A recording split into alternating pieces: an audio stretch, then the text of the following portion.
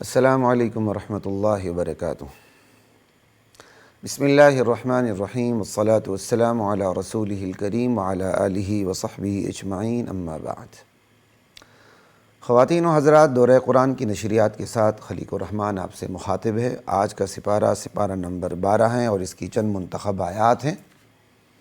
پہلی جو منتخب آیت ہے، بلکہ دو آیتیں ہیں، سورہ ہود کی آیت نمبر 15 اور 16۔ ارشاد باری تعالی ہے، من کان یرید الحیات الدنیا، جو لوگ صرف دنیا کی زندگی چاہتے ہیں، بس آخرت سے انہیں کوئی سروکار نہیں ہوتا، کیونکہ انہیں کوئی ادار پہ یقین ہی نہیں ہوتا۔ وزینتہا، اور دنیا کی آرائش چاہتے ہیں، دنیا کی خوشنمائی چاہتے ہیں، دنیا کی زندگی کی آرائش، خوشنمائی، اس کی خوبصورتی، اس کی زینت۔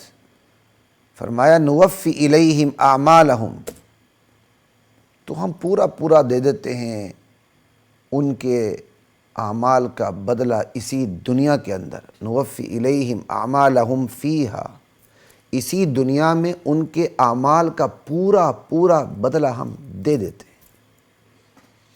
وہم فیہا لا یبخسون، اور یہ لوگ اور وہ لوگ جنہیں ہم یہ بدلہ دیتے ہیں دنیا کی زندگی کا، دنیا میں ایسا پورا دیتے ہیں کہ گھاٹے میں بالکل بھی نہیں رہتے، صرف دنیا کے حوالے سے۔ ایک شخص دنیا کی زندگی چاہتا ہے، دنیا کی خوشنمائی چاہتا ہے، دنیا کی زینت اور اس کی خوبصورتی چاہتا ہے، آخرت کا کوئی ارادہ نہیں، تو اس نے جو نیک اعمال کیے ہیں اللہ آخرت کے لیے بچا کے نہیں رکھتے، سب اس کے تمام اعمال کا بدلہ اسے دولت کی اضافے کی صورت میں، شہرت میں، عزت میں، صحت میں، جو اللہ چاہے، بہرحال اعمال کا بدلہ کسی نہ کسی صورت میں اسے دے دیا جاتا ہے، اور ایسے لوگ گھاٹے میں نہیں رہتے، دنیا کے اعتبار سے، آخرت کے اعتبار سے نہیں۔ اب آگے بھی سنیے ذرا۔ اب یہ جو دنیا کی زندگی، چلیں اس پہ دو باتیں کر لیتے ہیں۔ دنیا کی زندگی چاہتے ہیں، یہ کس حوالے سے چاہتے ہیں؟ یہ دو حوالوں سے بات ہوگی۔ دنیا کی زندگی چاہتے ہیں اپنے نظریے اور عقیدے کی بنیاد پر، یعنی آخرت کا عقیدہ ان کا سرے سے ہے ہی نہیں، وہ آخرت کے منکر ہیں۔ ایک تو صاف یہ لوگ ہوئے، چونکہ آخرت کے منکر ہیں تو وہ جو بھی کام کرتے ہیں تو آخرت کی نیت سے تو کرتے ہی نہیں ہیں، دنیا کی نیت سے کرتے ہیں، بات ہی ختم ہو گئی۔ ایک اور لوگ بھی ہیں جو آخرت کے منکر تو نہیں ہیں، لیکن وہ جو کام کرتے ہیں وہ دنیا کے لیے کرتے ہیں، دنیا کے لیے۔ تو یہ لوگ جو صرف دنیا کے لیے عمل کرتے ہیں، آخرت پر یقین رکھتے ہوئے آخرت کے لیے عمل نہیں کرتے، تو یہ آیت ایسے لوگوں پر بھی چسپاں ہو جاتی ہے جو آخرت کے منکر تو نہیں ہیں، لیکن وہ جو بھی کوئی نیک کام کرتے ہیں وہ آخرت کی نیت سے نہیں کرتے، وہ دنیا کی نیت سے کرتے ہیں۔ مثال کے طور پر ایک بندہ ہے، جہاد کرتا ہے، جیسے کہ حدیث میں مثال بھی ہے، جان لڑا دیتا ہے، لیکن اللہ کے لیے نہیں لڑاتا، اس لیے کہ اسے بہادر کہا جائے، ٹھیک ہے۔ ایک بندہ مال خرچ کرتا ہے، اس لیے نہیں کرتا کہ یہ انفاق فی سبیل اللہ ہو، بلکہ اس لیے کرتا ہے کہ اسے بہت بڑا سخی کہا جائے، تو ایسا بھی ہو جاتا ہے۔ تو آیت ریاکار مسلمان پر بھی، بے عمل مسلمان پر بھی فٹ ہو جاتی ہے، جس طرح یہ آیت فٹ ہو رہی ہے منکرین آخرت پر۔ ان دونوں کو اپنے نگاہ میں رکھیے، اللہ تعالی ہمیں سنبھلنے کی توفیق عطا فرمائے۔ اللہ اکبر۔ اب اولئک الذین لیس لہم فی الآخرۃ الا النار، یہ وہ لوگ، ان کے لیے، کن کے لیے؟ جنہوں نے کام ہی کوئی نیک کیا ہے، اچھا کام کیا ہے دین دنیا کے اعتبار سے، لیکن آخرت کو پیش نظر رکھے نہیں، بلکہ صرف دنیا اور اس کی زندگی اور اس کی خوشنمائی کو پیش نظر رکھے، ان کے لیے آخرت میں کوئی حصہ نہیں سوائے آتش دوزخ کے۔ وَحَبِطَ مَا صَنَعُوا فِيهَا، اور جو کچھ انہوں نے کام کیے تھے دنیا کے اندر وہ سارے کے سارے برباد ہو گئے۔ وَبَاطِلٌ مَا كَانُوا يَعْمَلُونَ، اور ان کے تمام اعمال، ان کی محنت رائیگاں چلی گئی، بے سود ہو گئی۔ یہاں دو باتیں ہیں، وَحَبِطَ مَا صَنَعُوا فِيهَا، جو کچھ کیا برباد ہو گیا، نیست و نابود ہو گیا۔ کیا مطلب؟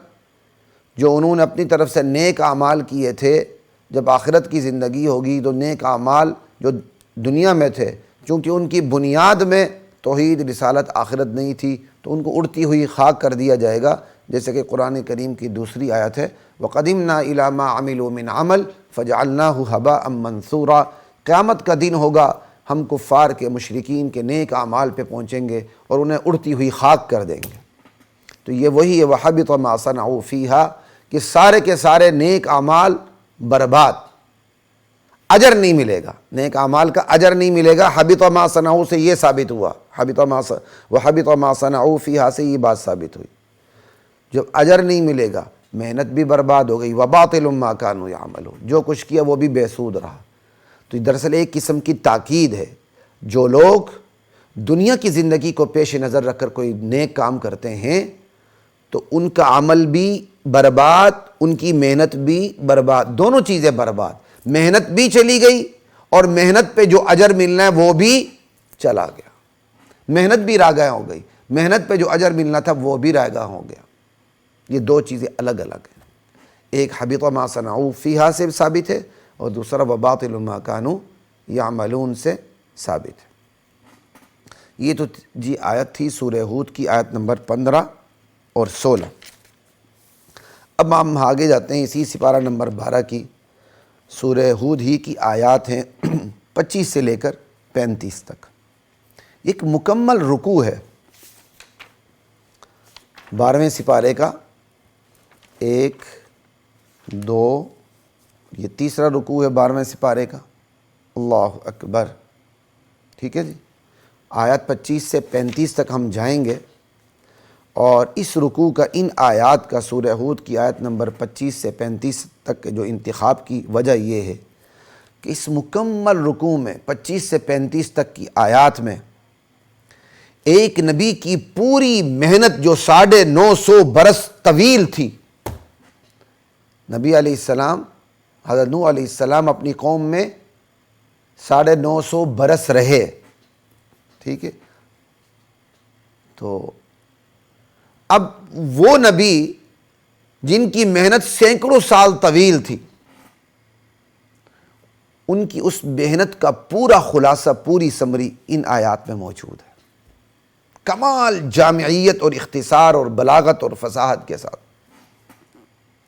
اور قوم نے جو رد عمل دیا وہ بھی ان آیات میں مکمل طور پر اختصار اور جامعیت کے ساتھ موجود ہے۔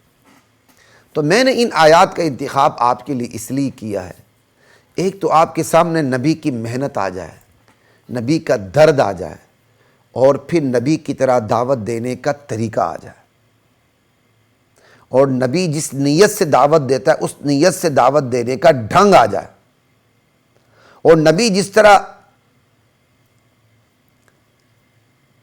مد مقابل کے سوالات کے جوابات دیتا ہے، اپنے آپ کو مناظرے سے بچانے کی کوشش کرتے ہوئے افہام و تفہیم کی فضا کو قائم رکھنے کی کوشش کرتا ہے، تو یہ چیز، یہ ہنر مجھے اور آپ کو بھی مل جائے۔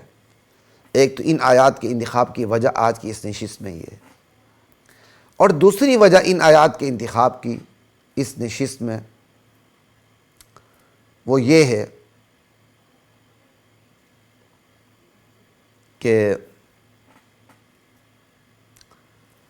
جب نبی دعوت دیتا ہے تو لامالہ قوم آگے سے سوالات کرتی ہے، اعتراضات کرتی ہے، بوچھاڑ کرتی ہے، ہر قسم کی باتیں کرتی ہے، ٹھیک۔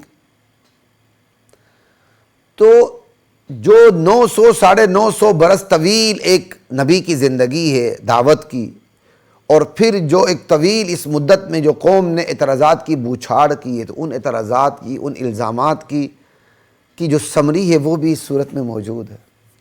اس سے پورے قوم کے مزاج کا پتہ چلتا ہے، قوم مزاج کیا رکھتی ہے۔ اور خواتین و حضرات، آج سے ہزاروں سال پہلے جو نوح علیہ السلام نے آج کے حوالے سے اس سادہ دور میں جو محنت کی، اور اس وقت کی قوم نے جو نوح علیہ السلام کو جوابات دیے نہ مان کے، وہ آج کی آپ اس دور میں بھی سامنے رکھیں، آپ کو بخدا ایسا لگے گا کہ یہ آج اسی قوم کی باتیں ہو رہی ہیں، یہ آج ہماری ہی قوم کی، کافر بھی نہیں، مسلمان قوم کی باتیں ہو رہی ہیں۔ نوح علیہ السلام نے جس قوم کو جواب دیا اور قوم نے جو نوح علیہ السلام کو جواب دیا، نوح نبی تھے اور قوم کافر تھی، 70-80 لوگ مسلمان ہوئے تھے۔ یہاں جو جوابات ہیں وہ ان لوگوں کے جوابات ہیں جنہوں نے مانا ہی نہیں، سرے سے نبی کی محنت کو تسلیم ہی نہیں کیا، الزامات لگایا۔ ان کا مزاج ایمانداری سے دیکھیں، نوح علیہ السلام کو نہ ماننے والی کافر امت کا مزاج کس طرح من وعن آج ہمارے معاشرے پر فٹ ہو رہا ہے۔ تو یہ ہمیں بھی نصیحت مل جاتی ہے کہ بحیثیت امت، بحیثیت قوم، بحیثیت نبی خاتم المعصومین کی امت، ہمارا مزاج کیسا ہونا چاہیے اور در حقیقت ہمارا مزاج ہے کیا۔ یہ ساری لمبی تمہید خواتین و حضرات میں نے اس لیے باندھی کہ اس رکوع میں داخل ہونے سے پہلے آپ کو ان آیات کی اہمیت کا اندازہ ہو جائے۔ بس اب ان آیات میں داخل ہوتے ہیں، اس کا مطالعہ کرتے ہیں۔ اللہ ہمیں سنبھلنے کی، سنبھالنے کی، سدھرنے کی، سدھارنے کی توفیق عطا فرمائے۔ دیکھیے ذرا، وَلَقَدْ أَرْسَلْنَا نُوحًا إِلَىٰ قَوْمِهِ، ہم نے اپنے بندے نوح کو اس کی قوم کی طرف نبی بنا کے بھیجا۔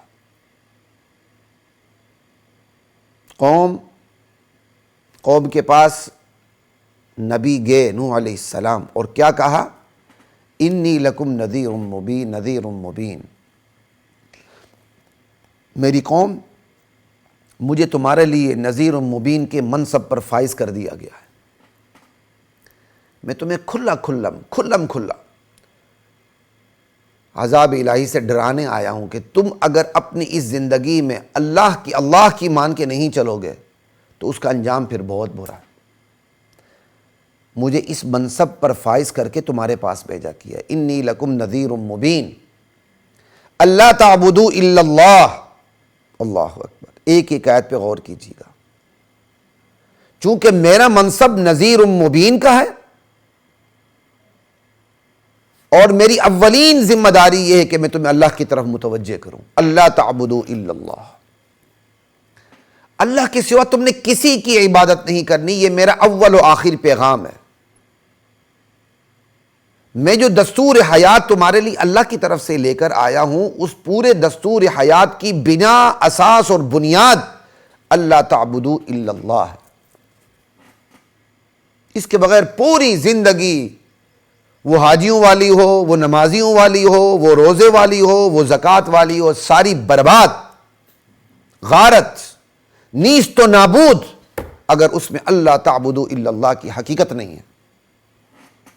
لا الہ الا اللہ۔ ابھی آپ نے سنا پچھلی آیات میں کہ اللہ تعالیٰ کافروں کے تمام نیک اعمال کا اجر انہیں دنیا میں دے دیتے ہیں، آخرت میں اٹھا کے نہیں رکھتے، آخرت میں محنت بھی برباد، اجر بھی برباد۔ بس یہاں بھی اسی طرح سمجھ لیں، اللہ تعبدوا الا اللہ۔ اگر زندگی میں اللہ تعبدوا الا اللہ کی حقیقت نہیں ہے تو حج، نماز، روزہ، زکوٰۃ، سخاوت، غریبوں کی مدد، سوشل ورکنگ، زلزلوں میں، سیلاب میں لوگوں کی مدد، بھوکھوں کو، ننگوں کو کھانا کھلانا، کپڑے پہنانا، سب برباد، کچھ بھی نہیں، جب تک اللہ تعبدوا الا اللہ کی حقیقت نہ آئے زندگی میں۔ کاش اس حقیقت کا ہمیں ادراک ہو جائے۔ آج مسلمان کی عوام تو عوام، علماء کو بھی اس حقیقت کا ادراک نہیں ہے تو ہمت نہیں کہ وہ بیان کریں، ہے تو ہمت ہی نہیں کہ وہ بیان کریں۔ لا الہ الا اللہ۔ احسان مجھے یاد دلائے گا، رمضان کے حوالے سے میں دیکھوں گا وہ جو دعوت کے تقاضے والی بات تھی، یہ پروگرام کے فوراً بعد یاد دلائے گا۔ عوام بیچاری کیا ہمت کرے جب اہل علم ہی ہمت نہیں کرتے۔ اہل علم بھی رمضان کے اندر بیٹھے ہیں صرف رمضان کے فضائل بیان کرنے کے لیے، زکوٰۃ کے فضائل بیان کریں گے، تراویح کے فضائل بیان کریں گے، اچھی بات ہے، لیکن بھائی رمضان کے روزے قبول کب ہوں گے؟ زکوٰۃ قبول کب ہوگی؟ یہ نمازیں، یہ تراویح، یہ تہجد قبول کب ہوں گی؟ جب ان کی بنیاد ہوگی، اور بنیاد اللہ تعبدوا الا اللہ ہے، جو آج نام نہاد مسلمان کو حاصل نہیں، بہت بڑی تعداد کو حاصل نہیں۔ اور اللہ کی آیت فٹ آ رہی ہے، وما یؤمن اکثرهم باللہ الا وهم مشرکون، اللہ پر ایمان لانے والوں کی اکثریت مشرک ہوا کرتی ہے۔ قوم کے اندر نبی جس درد سے اللہ تعبدوا الا اللہ کی حقیقت کو اٹھاتا ہے نا، خدا کی قسم آج نبی کے ورثاء کی اکثریت اس درد سے محروم ہے۔ وہ اپنی پیری مریدی چمکانے اور بڑھانے کے چکر میں ہر مسلک کے لوگوں کو اپنے گرد اکٹھا کر لیتے ہیں، بڑے سے بڑا ہجوم بنا لیتے ہیں، لیکن ان پر محنت نہیں کرتے۔ کہتے ہیں نہیں، دل آزاری ہوگی، تمہارے اس قول پر بھی لعنت ہو، دل آزاری ہوگی۔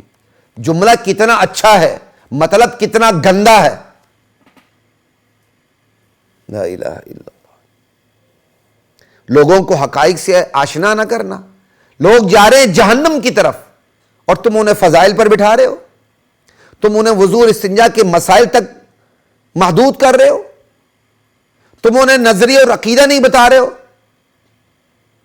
اور اس دور میں نظریہ اور عقیدہ، جس دور میں فتنوں کا بازار گرم ہے، فتنوں کی بوچھاڑ ہے، توحید کے خلاف، نبوت کے خلاف، ختم نبوت کے خلاف، صحابہ کی عظمت کے خلاف فتنوں کی بوچھاڑ ہے، اور آج کا مولوی صاحب صرف فضائل اور مسائل پر اکتفا کرنے میں لگا ہوا ہے، قوم کو یہاں تک محدود کر رہا ہے، کہتا آگے نہ جاؤ جھگڑے ہوں گے۔ اسی جھگڑے کا الزام تو نوح علیہ السلام کی قوم نے لگایا ہے کہ نوح تو نے بڑا جھگڑا کر لیا ہمارے ساتھ۔ بات آگے آئے گی۔ نبی جھگڑا نہیں کرتا، نبی سمجھاتا ہے۔ اس سمجھانے کو قوم جھگڑے سے تعبیر کرتی ہے، تو کرے۔ اگر نبی کے خلاف وہ کہتی تم نے جھگڑا کیا ہے، تو آج کے مولوی کے خلاف کہے تو کیا فرق پڑتا ہے؟ ہم کس کھیت کے مولی ہیں؟ ہم اللہ کے دین کو بمانگ دوہل بیان کریں گے۔ مخاطب جو مرضی کا ہے، وہ ہمیں فرقہ پرست کا ہے، وہ ہمیں متشدد کا ہے، وہ ہمیں جھگڑالو کا ہے، وہ ہمیں جو مرضی کا ہے۔ یہی تو داعی کا امتحان ہے، اور داعی آج اپنے پہلے ہی امتحان میں پاس ہونے کو خود ہی تیار نہیں ہے۔ وٹے سوٹے تو بات کی بات ہے کہ آگے سے مدعوف قوم جس کو دعوت دی جا رہی وہ کہتی ہے کہ جھگڑا کر رہے ہو، مولوی صاحب وہیں لم لیٹ ہو جاتا ہے کہ نہ دل آزاری ہو رہی، دیکھو قوم کہ ہم نے جھگڑا نہیں کرنا۔ یہ پالیسی اگر انبیاء کی ہوتی تو شاید ہی کوئی ایک مسلمان ہوتا۔ آج نہ یہ وہ پالیسی ہے جو نبیوں کی تھی، نہ وہ درد ہے جو نبیوں کا تھا، نہ وہ اخلاص ہے جو نبیوں کو حاصل تھا۔ اور اس میں ریاست کا بھی بہت بڑا کردار ہے۔ ریاست نے ان پڑھ سے ان پڑھ بدکار قسم کے مولویوں کو اوپر چڑھایا ہوا ہے۔ ایک لفظ ضربہ سیغہ انہیں نہیں آتا، بڑے بڑے کراکلے تھے، بڑے بڑے جبے تھے، دبے تھے، قبے، اور سارے کے سارے پروٹوکول، عہدے، مراعات انہی کو، جاہلوں کو، اس قوم کے احبار و رہبان کو، جو آسمان علم کے ستارے ہیں، وہ گمنامی میں، وہ غریبی میں، وہ کسب پرسی میں۔ ریاست ماں ہوتی ہے، ماں یہ سلوک کرتی ہے اپنی اولاد سے، لیکن اس میں مجرم ہم پورے ہیں، ہم سارے علماء بھی مجرم ہیں۔ اگر ریاست کسی جعلی ڈاکٹر کو اوپر لا کے بٹھا دے، خدا کی قسم یہ ڈاکٹر برداشت ہی نہیں کریں گے۔ ریاست کسی جعلی وکیل کو لا کے بٹھا دے، واللہ العظیم یہ وکیل برداشت ہی نہیں کریں گے۔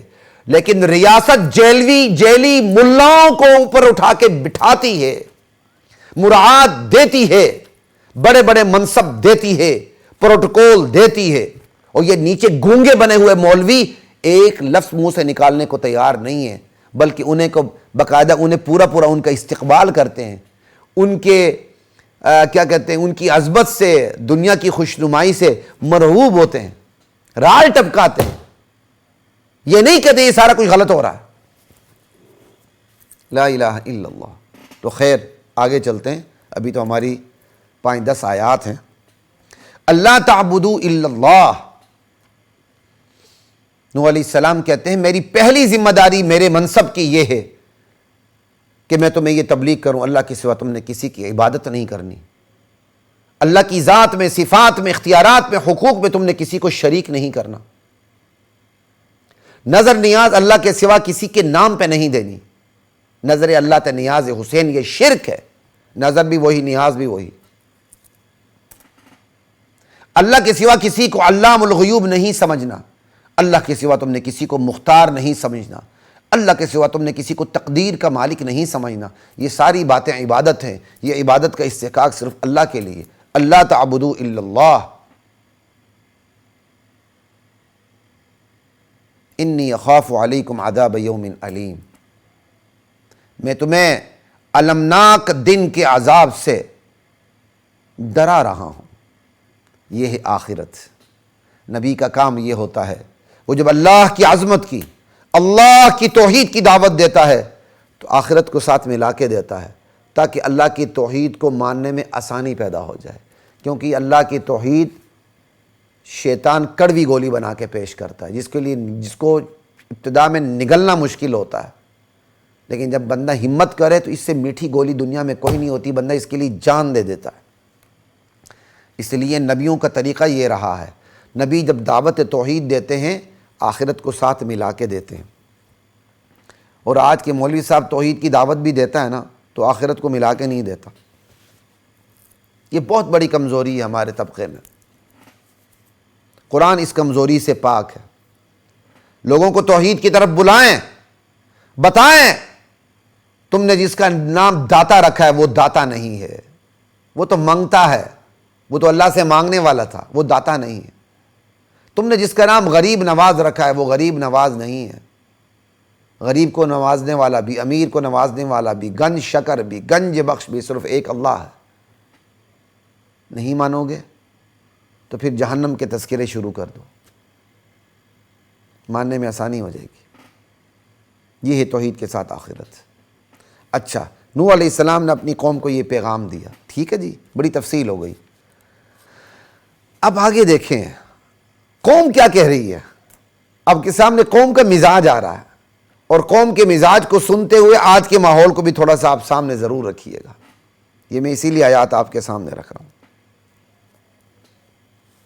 اللہ اکبر.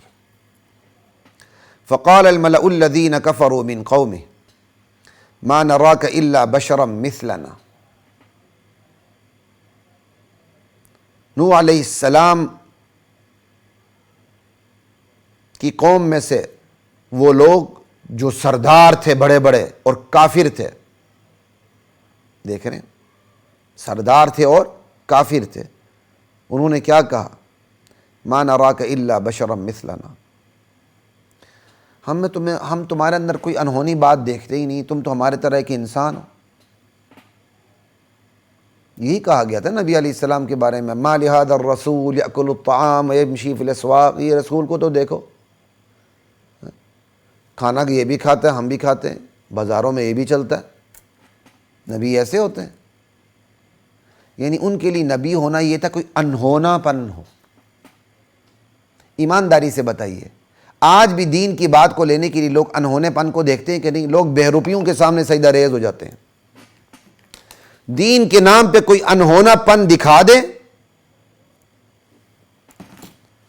شف شف کر کے انہونا پن دکھا دے، بس لیٹ جاتے ہیں کہ یہی ہے. اب تو تعلیم کی وجہ سے خصوصاً شہروں میں یہ چیز کم ہوتی جا رہی ہے، لیکن مزاج آج بھی لوگوں کا یہی ہے. کوئی دین کی دعوت دے تو اس کے اندر کوئی انہونا پن دیکھنا چاہتے ہیں. یہ انہونا پن ہی ہے. لوگ پیشاب پخانے میں لت پت بندے کو دیکھتے ہیں، بٹن اوپر سے نیچے ہوتا ہے یا کھلا ہوتا ہے یا اس کی شلوار شریف بھی نہیں ہوتی. انہونا پن ہے نا، کہا پہنچی ہوئی سرکار ہے. یہ ہزاروں سال پہلے نوح علیہ السلام کی قوم کا مزاج تھا کہ تم تو ہماری طرح ایک انسان ہو، ہم تمہاری بات کیوں مانیں؟ ما نراک الا بشرا مثلنا.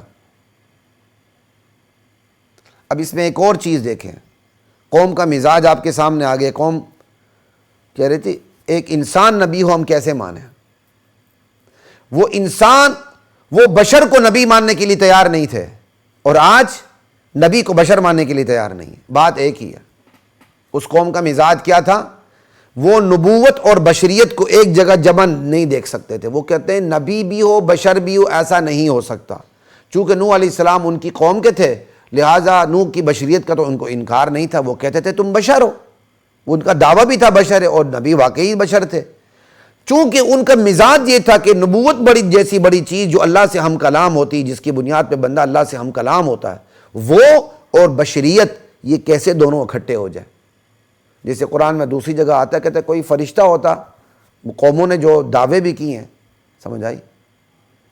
یا کوئی بہت بڑا سردار نبی بنتا، مختلف قوموں کے دعوے قرآن کریم کے اندر آئے ہیں۔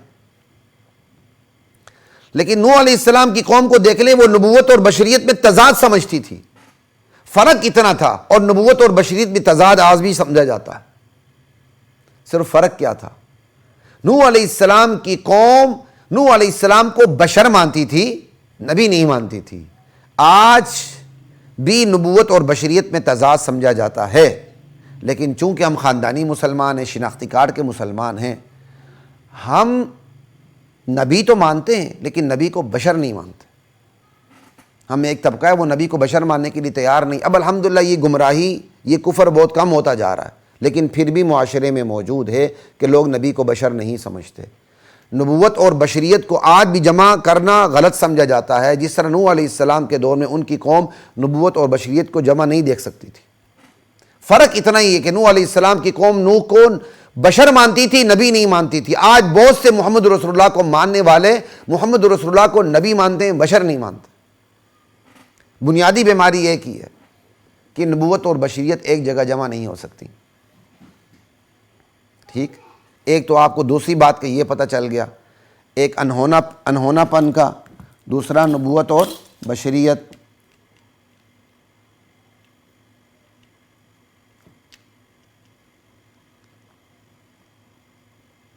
اور تیسری بات مخالفت۔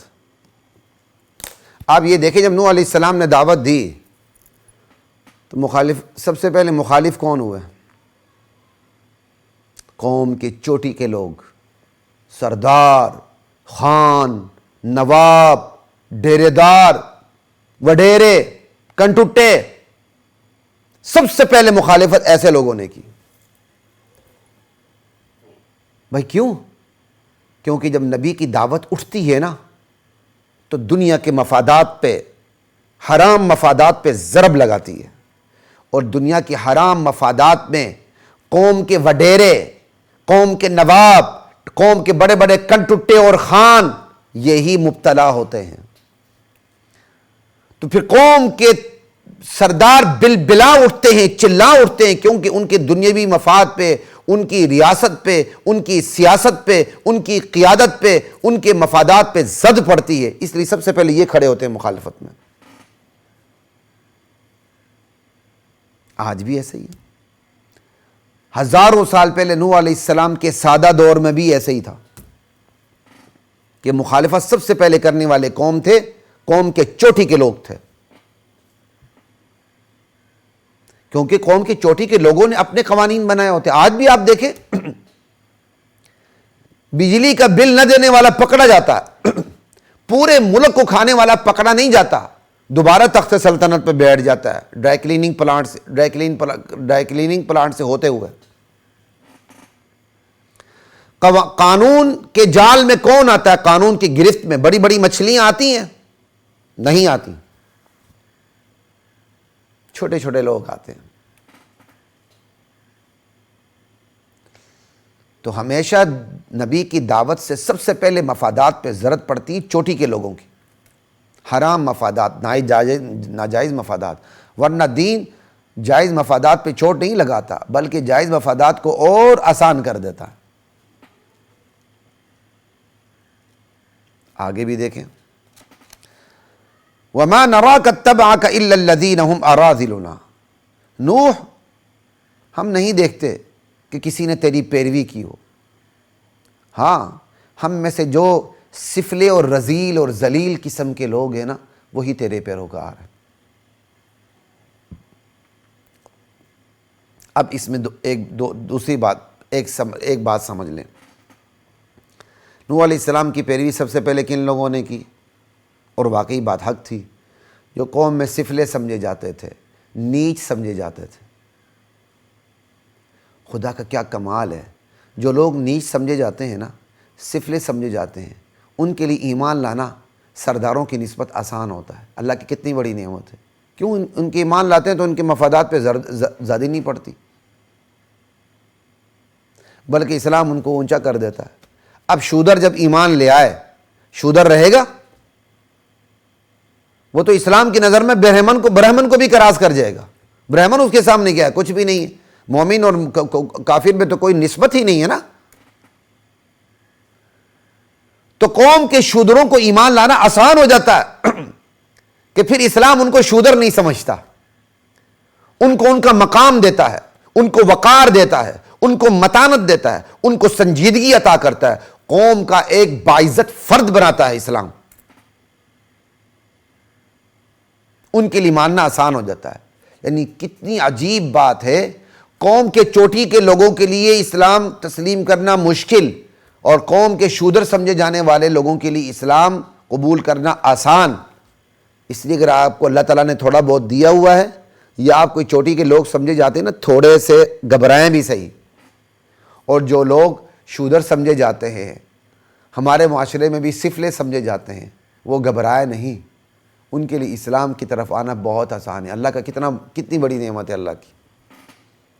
ایک تو اس پر بھی توجہ دیں، اور پہلی جو میں نے بات کی اس پر بھی توجہ دیں کہ قوم نبی پر ایمان لانے والی پہلی قوم کون سے ہوتی ہے؟ جو قوم کے نیچ سمجھے جاتے ہیں، غریب لوگ۔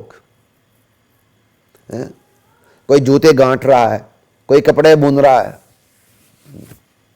پیشوں کی اعتبار سے ہم نے عزت اور ذلت کو تقسیم کر کے رکھ دیا۔ حالانکہ کپڑوں کے بغیر آپ تو ننگے ہو جائیں گے، جوتوں کے بغیر تو آپ کے پاؤں کٹ جائیں گے۔ آپ نے جوتے بنانے والوں کو رذیل سمجھ لیا، آپ نے کپڑے بننے والے جولاہے کو ذلیل سمجھ لیا۔ شرم نہیں آتی؟ ایک تو یہ حقیقت بھی آپ کے سامنے آ گئی، ٹھیک؟ اسی سے آپ قوم کا مزاج دیکھ لیں کہ قوم کا جو مزاج تھا نا، وہ کلاس لیس سوسائٹی کا نہیں تھا، وہ دنیا کے مفادات کو سامنے رکھتے ہوئے کلاسز کا تھا۔ ہم بڑے لوگ ہیں، یہ نیچ لوگ ہیں۔ ایمانداری سے بتائیں، یہی آج مزاج ہے کہ نہیں؟ یہ مزاج قرآن کن کا بیان کر رہا ہے؟ نبی کی دعوت کو ٹھکرانے والے کافروں کا۔ یہ مزاج نبی کی دعوت کو ٹھکرانے والے کافروں کا یہ مزاج تھا کہ وہ اپنے آپ کو بڑا سمجھتے تھے اور کچھ لوگوں کو وہ نیچ سمجھتے تھے۔ اور آج محمد الرسول اللہ کی دعوت پر لبیک کہنے والوں کا مزاج یہ، وہ خود کو بڑا سمجھتے ہیں اور دوسروں کو حقیر سمجھتے ہیں۔ بعض عرب ممالک میں تو خود وہاں کے شہریوں کی غالباً پاسپورٹ کی کلاسیفیکیشن ہے، یہ کس درجے کا شہری ہے، آپ اندازہ کر لیں۔ یا آپ آزاد کشمیر میں چلے جائیں، مقبوضہ کشمیر سے جو بیچارے بے گھر ہو کے آزاد کشمیر میں گھسے ہوتے ہیں، آزاد کشمیر کے کشمیری انہیں عزت دینے کے لیے تیار نہیں ہوتے ہیں۔ وہ اس درجے کے شہری سمجھے نہیں جاتے ہیں جس درجے کے آزاد کشمیر کے شہری ہیں، حالانکہ اصل کشمیر تو اندر ہے۔ یہ آزاد کشمیر کون سا کشمیر ہے؟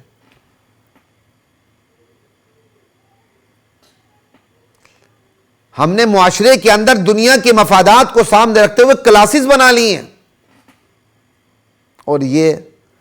اور پھر ہم نیچ سمجھتے ہیں اس بنیاد پہ۔ یہ مزاج نبی کی دعوت کو ٹھکرانے والی قوم کا۔ ٹھیک، مزید آگے جائیں۔ کہا وَمَا نَرَاكَ اتَّبَعَكَ إِلَّا الَّذِينَ هُمْ أَرَاذِلُونَا بَادِيَ الرَّأْيِ۔ ہم نہیں دیکھتے کہ کسی نے آپ کی پیروی کی ہو، تمہاری پیروی کی ہو ہم میں سے۔ نیچ لوگوں نے کی ہے، اور نیچ لوگوں نے بھی، یہ نیچ لوگ بھی وہ ہیں جو سطحی رائے رکھتے ہیں، سرسری طور پر تمہارے دین کو، سرسری طور پر سمجھے بغیر تمہارے دین کو قبول کر لیا۔ یہ بڑی سطحی رائے رکھنے والے لوگ ہیں، انہوں نے سوچ سمجھ کر دین کو قبول نہیں کیا، یہ سوچتے سمجھتے تو ہماری طرح انکار کرتے۔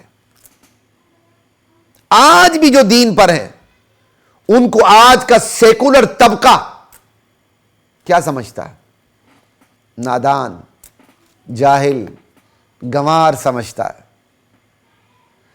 یہ ہٹے ہوئے لوگ ہیں، یہ قومی دھارے میں شامل نہیں. ہم کوشش کر رہے ہیں یہ مذہبی لوگ قومی دھارے میں آ جائیں.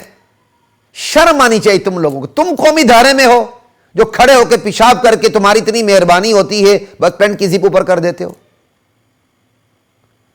میں نے اسی ہائی کورٹ کے اندر کافی عرصہ پہلے، عموماً میری کوشش ہوتی ہے کہ بندہ پبلک ٹوائلٹ یوز نہ کرے، تو یہ تین چار سال کافی عرصہ پہلے کی بات ہے. تو بہرحال حاجت ہوئی تو میں چلا گیا. میں نے کہا چلیں وکلا کے واش روم صاف ہوتے ہیں، میں وہاں چلا گیا. وہاں کے ناولی ایک کھلم کھلا مظاہرہ ڈیمونسٹریشن ہو رہی تھی.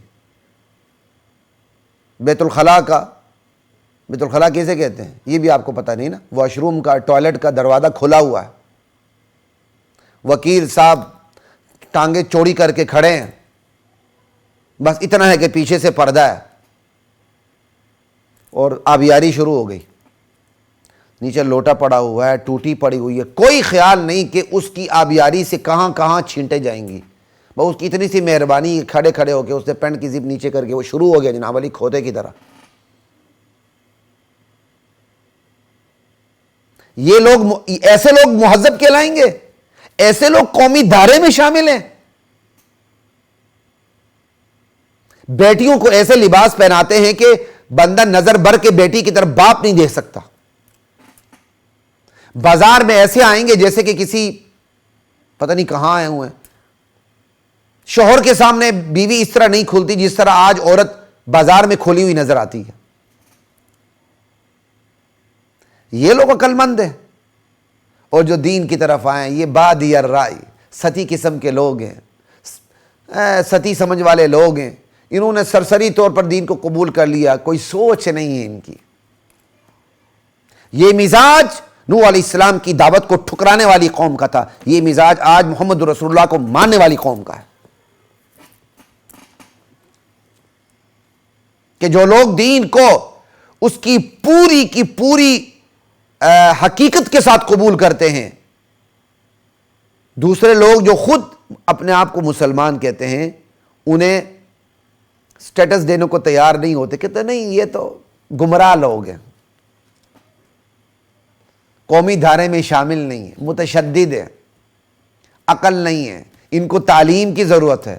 تعلیم تمہارے پاس ہے. اپنے ابا جی کی زبان تم آج بھی نہیں چھوڑتے ہو. اردو بولتے ہوئے اردو میں تم اتنی غلاظت ملاتے ہو، نجاست ملاتے ہو کہ اس سے اچھا تم پوری انگلش بولو، لیکن تم پوری انگلش بول ہی نہیں سکتے ہو. وہ بیماری ہمیں بھی کہ ایک آدھ ہم انگلش کے لفظ کو وار دیتے ہیں درمیان میں. اللہ کرے کہ یہ عادت بھی چھوٹ جائے. ہاں زبان ہے، دعوت کی نیت سے آپ ضرور دعوت دیں، اچھی بات ہے. ہم تو کہتے ہیں علماء ہیں، انگلش میں بھی بیان کریں، عربی میں بھی بیان کریں، اور چائنیز میں بھی بیان کریں، کورین میں بھی بیان کریں. اللہ ہمیں توفیق دے. ہمارے مدارس میں یہ لینگویج سینٹر ہونے چاہیے دعوت کی نیت سے. جہاں تھوڑے بہت ہیں وہ بہت اچھا کریں، جہاں نہیں انہیں فکر کرنی چاہیے. خیر آگے چلتے ہیں. نبی کی دعوت کو دیکھ لیں، قوم کے جواب کو دیکھ لیں، قوم کے مزاج کو دیکھ لیں، اور آج اس قوم کے مزاج کو دیکھ لیں. آگے دیکھیں قوم کیا کہہ رہی ہے مزید. وَمَا نَرَى لَكُمْ عَلَيْنَا مِن فَضْلٍ. اللہ اکبر. نوح، ہم تمہارے لیے اپنے اوپر کوئی فضیلت نہیں دیکھتے کہ تم کوئی اضافی خصوصیت کے مالک ہو. کوئی تمہارے اندر کوئی ہم سے زیادہ کوئی اضافی خصوصیت نہیں ہے کہ ہم تمہاری بات کو مانیں. کوئی تمہارے پاس دنیا کی اتنی بڑی وجاہت ہو کہ ہم لیٹ جائیں، تمہارے پاس دنیا کی اتنی بڑی ریاست ہو کہ ہم لیٹ جائیں، تمہارے پاس دنیا کے اتنے بڑے خزانے ہوں کہ ہم لیٹ جائیں. کوئی اضافی خصوصیت تمہارے اندر نہیں. وہ جو اضافی خصوصیت دیکھتے تھے نا وہ دنیا کے تناظر میں دیکھتے تھے، جس طرح ہم 73 آئین کے تناظر میں دیکھتے ہیں.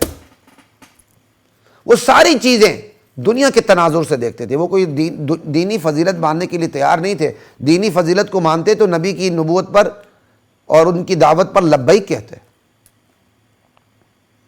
اب انہیں نوح علیہ السلام کے اندر کوئی دنیاوی اضافی برتری اور خوبی نظر ہی نہیں آ رہی تھی جس کی بنیاد پہ وہ مانے.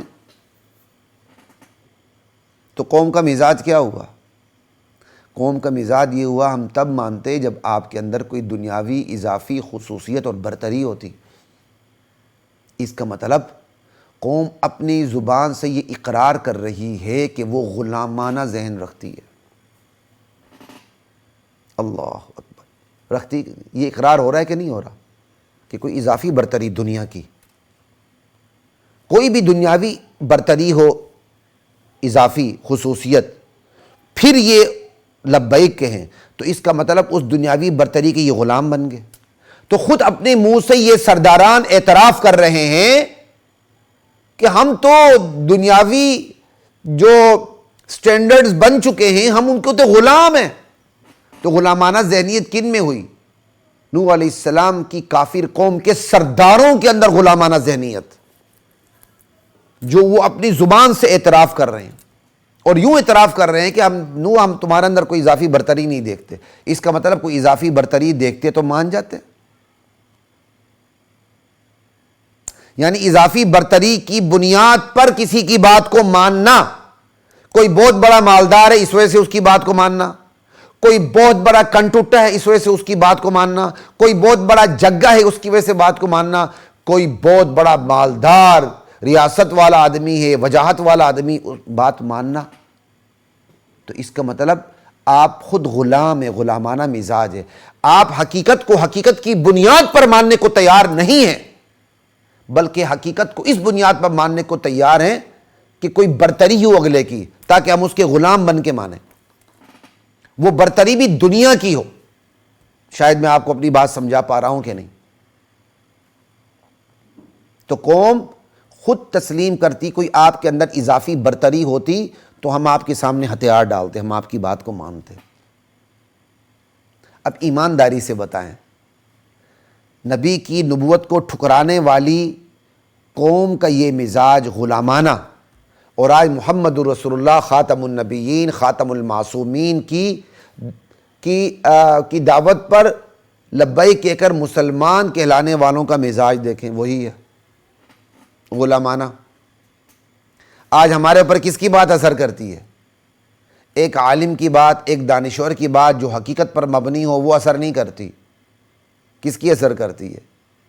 کوئی ایم پی مجھے کوئی بات کہہ دے، کوئی ایم این اے کہہ دے، کوئی بہت بڑا وزیر، جج، قاضی، جرنیل مجھے کہہ دے، کوئی بہت بڑا گلی کا کنٹوٹا مجھے کہہ دے، کوئی بہت بڑا مالدار مجھ سے کوئی بات کہہ دے، تو میں اس کی مالداری کی وجہ سے، اس کے کنٹوٹے پن کی وجہ سے، اس کے جگہ پن کی وجہ سے، اس کے ریاست کی وجہ سے، اس کی سیاست کی وجہ سے، اس کی قیادت کی وجہ سے میں اس کو مانتا ہوں. یہ غلامانہ مزاج آج بھی ہے. اللہ اکبر. وہ نوح علیہ السلام کی قوم کی کیا تصویر کشی ہو رہی ہے، یہ تو ہماری تصویر کشی ہے. بل نظنکم کاذبین، بلکہ نوح ہم تو تمہیں جھوٹا خیال کرتے ہیں. اللہ اکبر. اب اس میں بھی آپ دیکھیں، جھوٹا خیال کرتے ہیں. ظن کو ظن کے معنی میں اگر ہم لے لیں، گمان کو گمان کے معنی میں لے لیں، تو یہ نقطہ خود بخود پیدا ہو جاتا ہے کہ نبی کی نبوت کی جو دعوت ہوتی ہے اس پر جو لبیک نہیں کہتا، ٹھکراتا ہے نا، تو وہ اندر سے تذبذب کا شکار ضرور ہوتا ہے. وہ انکار تو کر دیتا ہے لیکن اندر سے اس کا ضمیر اس کو پینچ کر رہا ہوتا ہے کہ جو تو کر رہا ہے غلط کر رہا ہے. وہ پوری یقین کے ساتھ نبی کی دعوت کو ٹھکرا نہیں سکتا. اندر سے وچوں اس کا ضمیر، اگر جب تک وہ زندہ ہے ضمیر اس کو تنگ کرتا رہتا ہے، ملامت کرتا رہتا ہے. اس لیے یقین سے یہ نہیں کہتے کہ تم جھوٹے، کہتے ہم تمہیں جھوٹا خیال کرتے ہیں. یہ تذبذب، یہ شک، یہ تردد، یہ بھی خدا کی سزا ہے نہ ماننے والوں کے لیے، کہ وہ انکار بھی کرتے ہیں، انکار کر تو جاتے ہیں لیکن اندر سے یقینی طور پر وہ انکار نہیں کرتے، انہیں دھچکا لگتا رہتا ہے. ہاں اگر اس کچوکے پہ، اس دھچکے پہ کان دھر لیں تو پھر بھی سنور جائیں، لیکن اس پر بھی کان نہ دھریں تو پھر ایک وہ وقت آتا ہے مہر جباریت لگ جاتی ہے، پھر وہ دھچکا بھی نہیں لگتا، پھر کچھ بھی نہیں ہوتا۔ لا الہ الا اللہ واللہ اکبر۔ اب آگے دیکھیں، یہ تو قوم نے جواب دیا سارا کا سارا۔ اب دوبارہ نوح علیہ السلام کی بات آ رہی ہے۔ پہلے نوح علیہ السلام کی بات تھی، پھر قوم نے جواب دیا، اب پھر آگے نوح علیہ السلام کی بات آ رہی ہے۔ تو اس سے آپ نوح علیہ السلام کی بات سے دعوت دینا سیکھیں، دعوت کا طریقہ سیکھیں، قوم کی بات سے قوم کے مزاج کو سیکھیں، ان تمام چیزوں کو اپنے معاشرے پر فٹ کرنا سیکھیں اور سبق لینا سیکھیں، سبق دینا سیکھیں۔ آگے دیکھیں، قال یا قوم، نوح علیہ السلام کی قوم نے کہا، یا قوم، ہے میری قوم۔ اب یہ دیکھیں اس میں کتنا درد ہے۔ نبی جب دعوت دیتا ہے تو پورے درد کے ساتھ دیتا ہے۔ یا قوم میں کتنا درد اٹھ رہا ہے۔ ہائے کاش ہمارے دائیوں میں بھی یہ درد آ جائے، ہائے کاش یہ درد میرے اندر بھی پیدا ہو جائے، آپ کے اندر بھی پیدا ہو جائے، کہ ہم درد دل سے دعوت دینے والے بنیں۔ یا قوم، اے میری قوم، ان الفاظ کو استعمال کرنا کہ قوم کا دل پسیج جائے، قوم کا دل نرم ہو جائے، قوم کسی نہ کسی طرح متوجہ ہو جائے، کان لگا کے سن تو لے ایک دفعہ۔ ہائے یا قوم، اے میری قوم، یعنی قوم آگے سے کیا کہہ رہی ہے؟ تجھ کو ماننے والے ذلیل، تجھ کو ماننے والے سطحی قسم کے لوگ، تیری ہم پر کوئی فضیلت نہیں، تیرے اندر انہونا پن نہیں، تجھے ہم جھوٹا خیال کرتے ہیں یا جھوٹا سمجھتے ہیں۔ ان تمام کڑوی، کسیلی، ننگی باتوں کے جواب میں نوح علیہ السلام کیا کہہ رہے ہیں؟ یا قوم، ہے میری قوم۔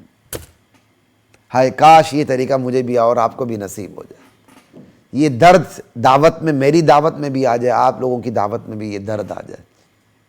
دعوت کھانے کی نہیں، دعوت دین، دین کی دعوت و تبلیغ میں یہ درد آ جائے۔ یہ درد آتا ہے پھر دعوت بنتی ہے۔ یا قوم، اے میری قوم، ارأیتم، بلا دیکھو تو صحیح، ان کنت علی بینۃ من ربی، اگر فی الواقع یہ حقیقت ہو کہ میں اپنے رب کی طرف سے ایک واضح دلیل پر قائم ہوں، اور وآتانی رحمۃ من عندی، اور اس نے اپنی جناب سے مجھے نبوت اور حکمت کی دعوت بھی کیا کہتے ہیں، نبوت اور حکمت کی رحمت بھی عطا کر دی ہو، فعمیت علیکم، اور یہ تم پر پوشیدہ کر دی گئی ہو، نہ تمہیں دلیل سمجھ آتی ہو، نہ تمہیں رب کی رحمت جو اللہ نے مجھے عطا کی ہے نبوت، نہ تمہیں سمجھ آتی ہو، تمہیں دکھے نہ، تو انلزمکموہا، تو میں اس دعوت اسلام کو تمہارے اوپر زبردستی چپکا دوں، وانتم لہا کارہون، تم اس دعوت کو ناپسند کرتے ہو تو میں چپکانے والا کون ہوتا ہوں؟ میں اس کو زبردستی تمہارے اوپر چپکا دوں؟ اللہ اکبر۔ اب ان آیات سے چند حقیقتیں سامنے آتی ہیں، دیکھیں کہ اگر فی الواقع ایسا ہو کہ میں اللہ کی طرف سے دلیل پر قائم ہوں، میں دعوت دے رہا ہوں، دلیل پر قائم ہوں، مجھے رحمت بھی ملی ہوئی ہے، نبوت بھی ملی ہوئی ہے، اور یہ تمہارے اعمال کی وجہ سے اس حقیقت سے تم اندھے کر دیے گئے ہو، تمہیں کچھ نظر نہیں آ رہا، تو اب میں کیا کروں؟ میں زبردستی چپکانے سے تو رہا۔ اس اسلوب سے چند باتیں سمجھ آتی ہیں۔ وہ کیا؟ داعی جب نبی نے جب دعوت دی تو نبی کی دعوت دو چیزوں پہ کھڑی تھی، بینہ پہ، رحمت پہ۔ بینہ پہ کھڑی تھی، یعنی نبی نے جب دعوت دی کس بات کی دی؟ اللہ تعبدوا الا اللہ انی اخاف علیکم عذاب یوم علیم، اللہ کے سوا عبادت کسی کی نہیں کرنی، جزا اور سزا کا دن سامنے ہے۔ ان دو چیزوں کی دعوت ہے۔ اب یہ جو دو دعوے ہیں اس پر دلیل قائم ہے کہ اللہ کے سوا کوئی عبادت کا لائق نہیں۔ یہ تو یہاں اختصار ہے نا، سمری ہے۔ اب اللہ کے سوا کوئی عبادت کے لائق نہیں، یہ بھی دلیل کی بنیاد پر ہے۔ میں تمہیں کھلے عذاب سے، المناک دن کے عذاب سے ڈرا رہا ہوں، یہ بھی دلیل کی بنیاد پر ہے۔ یعنی میں نے اللہ کی توحید کو سمجھا ہے دلیل کی بنیاد پر، میں نے تصور آخرت کو سمجھا ہے دلیل کی بنیاد پر، اور مجھے پھر نبوت بھی اللہ کی طرف سے عطا ہوئی ہے، اور یہ ساری چیزیں تم پر پوشیدہ کر دی گئی ہیں۔ تم اندھے ہو گئے ہو، تمہیں نظر نہیں آتا، تمہیں دکھ نہیں رہا، نہ تمہیں اللہ کی توحید نظر آ رہی ہے، نہ تمہیں آخرت برپا ہونی یہ نظر آ رہا ہے، نہ تو مجھے دی جانے والی نبوت نظر آ رہی ہے۔ کیوں نظر نہیں آ رہی؟ تمہاری ہٹ درمی کی وجہ سے، تمہارے آنکھ بند کرنے کی وجہ سے، تمہارے بغض و عناد کی وجہ سے، تمہارے دنیا کے ترازو میں مجھے تولنے کی وجہ سے کہ تم مجھے دنیا کے ترازو میں تول رہے ہو. یہ میں اپنی طرف سے نہیں کہہ رہا. ذالکم مما علمنی ربی، یہ میں قرآن کی آیات کو دیکھ کر کہہ رہا ہوں کہ تم مجھے دنیا کے ترازو میں تول کے یہ بات کر رہے ہو، اس لیے تمہیں سمجھ میں نہیں آ رہی. وہ دنیا کا ترازو کیا تھا؟ وہ پیچھے جو قوم نے باتیں کی وہ سارا دنیا کا ترازو تھا نا، کہ کافر قوم نے کہا کہ ہم جیسے انسان ہو، تمہاری اتباع ہم میں سے کسی نے نہیں کی. وہ قوم کے جو نچلے سفلے لوگ ہیں انہوں نے کی، اور سرسری طور پہ کی. وہ تو ناسمجھ لوگ ہیں، اور کوئی تم اضافی خوبی کے مالک بھی نہیں ہو، تو ہم تو تمہیں جھوٹا سمجھتے. یہ سارے معیارات کیا ہیں؟ نوح علیہ السلام کو وہ کس معیار میں تول رہے ہیں؟ دنیا کے ترازو میں، کہ تم کسی دنیا کی اضافی خصوصیت کے مالک نہیں ہو، تمہارے پیروی کرنے والے رذیل ہیں، ہم تو اونچے ایلیٹ کلاس کے لوگ ہیں. اور جو مان رہے ہیں وہ سرسری طور پہ مان رہے ہیں، ان کے پاس تو عقل و دانش نہیں. عقل و دانش تو سارے خزانے ہم نے لوٹ کے رکھے ہوئے ہیں. دنیا کے معیارات، تم چونکہ دنیا کے معیارات پر مجھے اور میرے ماننے والوں کو تول رہے ہو، اس لیے نہ تمہیں توحید کی دلیل سمجھ آ رہی ہے، نہ تمہیں آخرت کی دلیل سمجھ آ رہی ہے، نہ تمہیں میری نبوت کی رحمت اور دلیل سمجھ میں آ رہی ہے. تم اندھے کر دیے گئے ہوں کہ اب میں تمہیں یہ دعوت چھپکا دوں جبکہ تم اسے پسند ہی نہیں کرتے. وانتم لہا کارہون. اللہ اکبر. تو ان باتوں سے میں مزید اس کی آیت کی وضاحت کرتا جا رہا ہوں. تو نبی کی دعوت دو چیزوں پہ کھڑی تھی، بینہ اور رحمت پہ. کہ نبی جو دعوت دیتا ہے وہ ٹھوس دلائل کی بنیاد پہ دیتا ہے، اس کی دعوت میں کوئی ایچ پیچ غبار اور جھول نہیں ہوتا. اور جب نبی دعوت دیتا ہے رحمت کی بنیاد پہ دیتا ہے، یعنی اپنی نبوت کی بنیاد پہ. نبی کی دعوت دو بنیادوں پہ کھڑی ہوتی، بینہ اور رحمت یعنی نبوت. اور چونکہ نبی علیہ السلام آخری نبی آ چکے ہیں، آپ کے بعد کسی نبی نے آنا نہیں، تو اب داعی کی دعوت جو کھڑی ہے وہ کس بنیاد پہ کھڑی ہوتی ہے؟ وہ بھی نبوت اور بینہ کی بنیاد پہ کھڑی ہوتی ہے، لیکن مفہوم میں فرق آ جائے گا. رحمت، نبوت کی رحمت میں وہ بینہ کی بنیاد پہ کھڑی ہوتی ہے. آج کا داعی بھی وہ توحید کی دعوت دے تو دلیل کی بنیاد پہ، آخرت کی دعوت دے دلیل کی بنیاد پہ، ٹھیک ہے، اور پھر نبوت کی بنیاد پر. یہ نہیں کہ وہ خود کو نبی ظاہر کرے، بلکہ بتائے انبیاء آئے تھے گزر گئے، اب آخری نبی آ چکے ہیں. کیوں؟ دنیا کا آغاز ہوا، دنیا کا درمیانی مرحلہ تھا، دنیا چونکہ آخری مرحلے میں داخل ہو چکی ہے. اقترب للناس حسابهم وهم فی غفلۃ معرضون. جب دنیا آخری مرحلے میں داخل ہو چکی ہے تو دنیا کو سمجھانے والے جو سلسلہ تھا، وہ سلسلہ نبوت و رسالت بھی آخری مرحلے میں داخل ہو چکا ہے.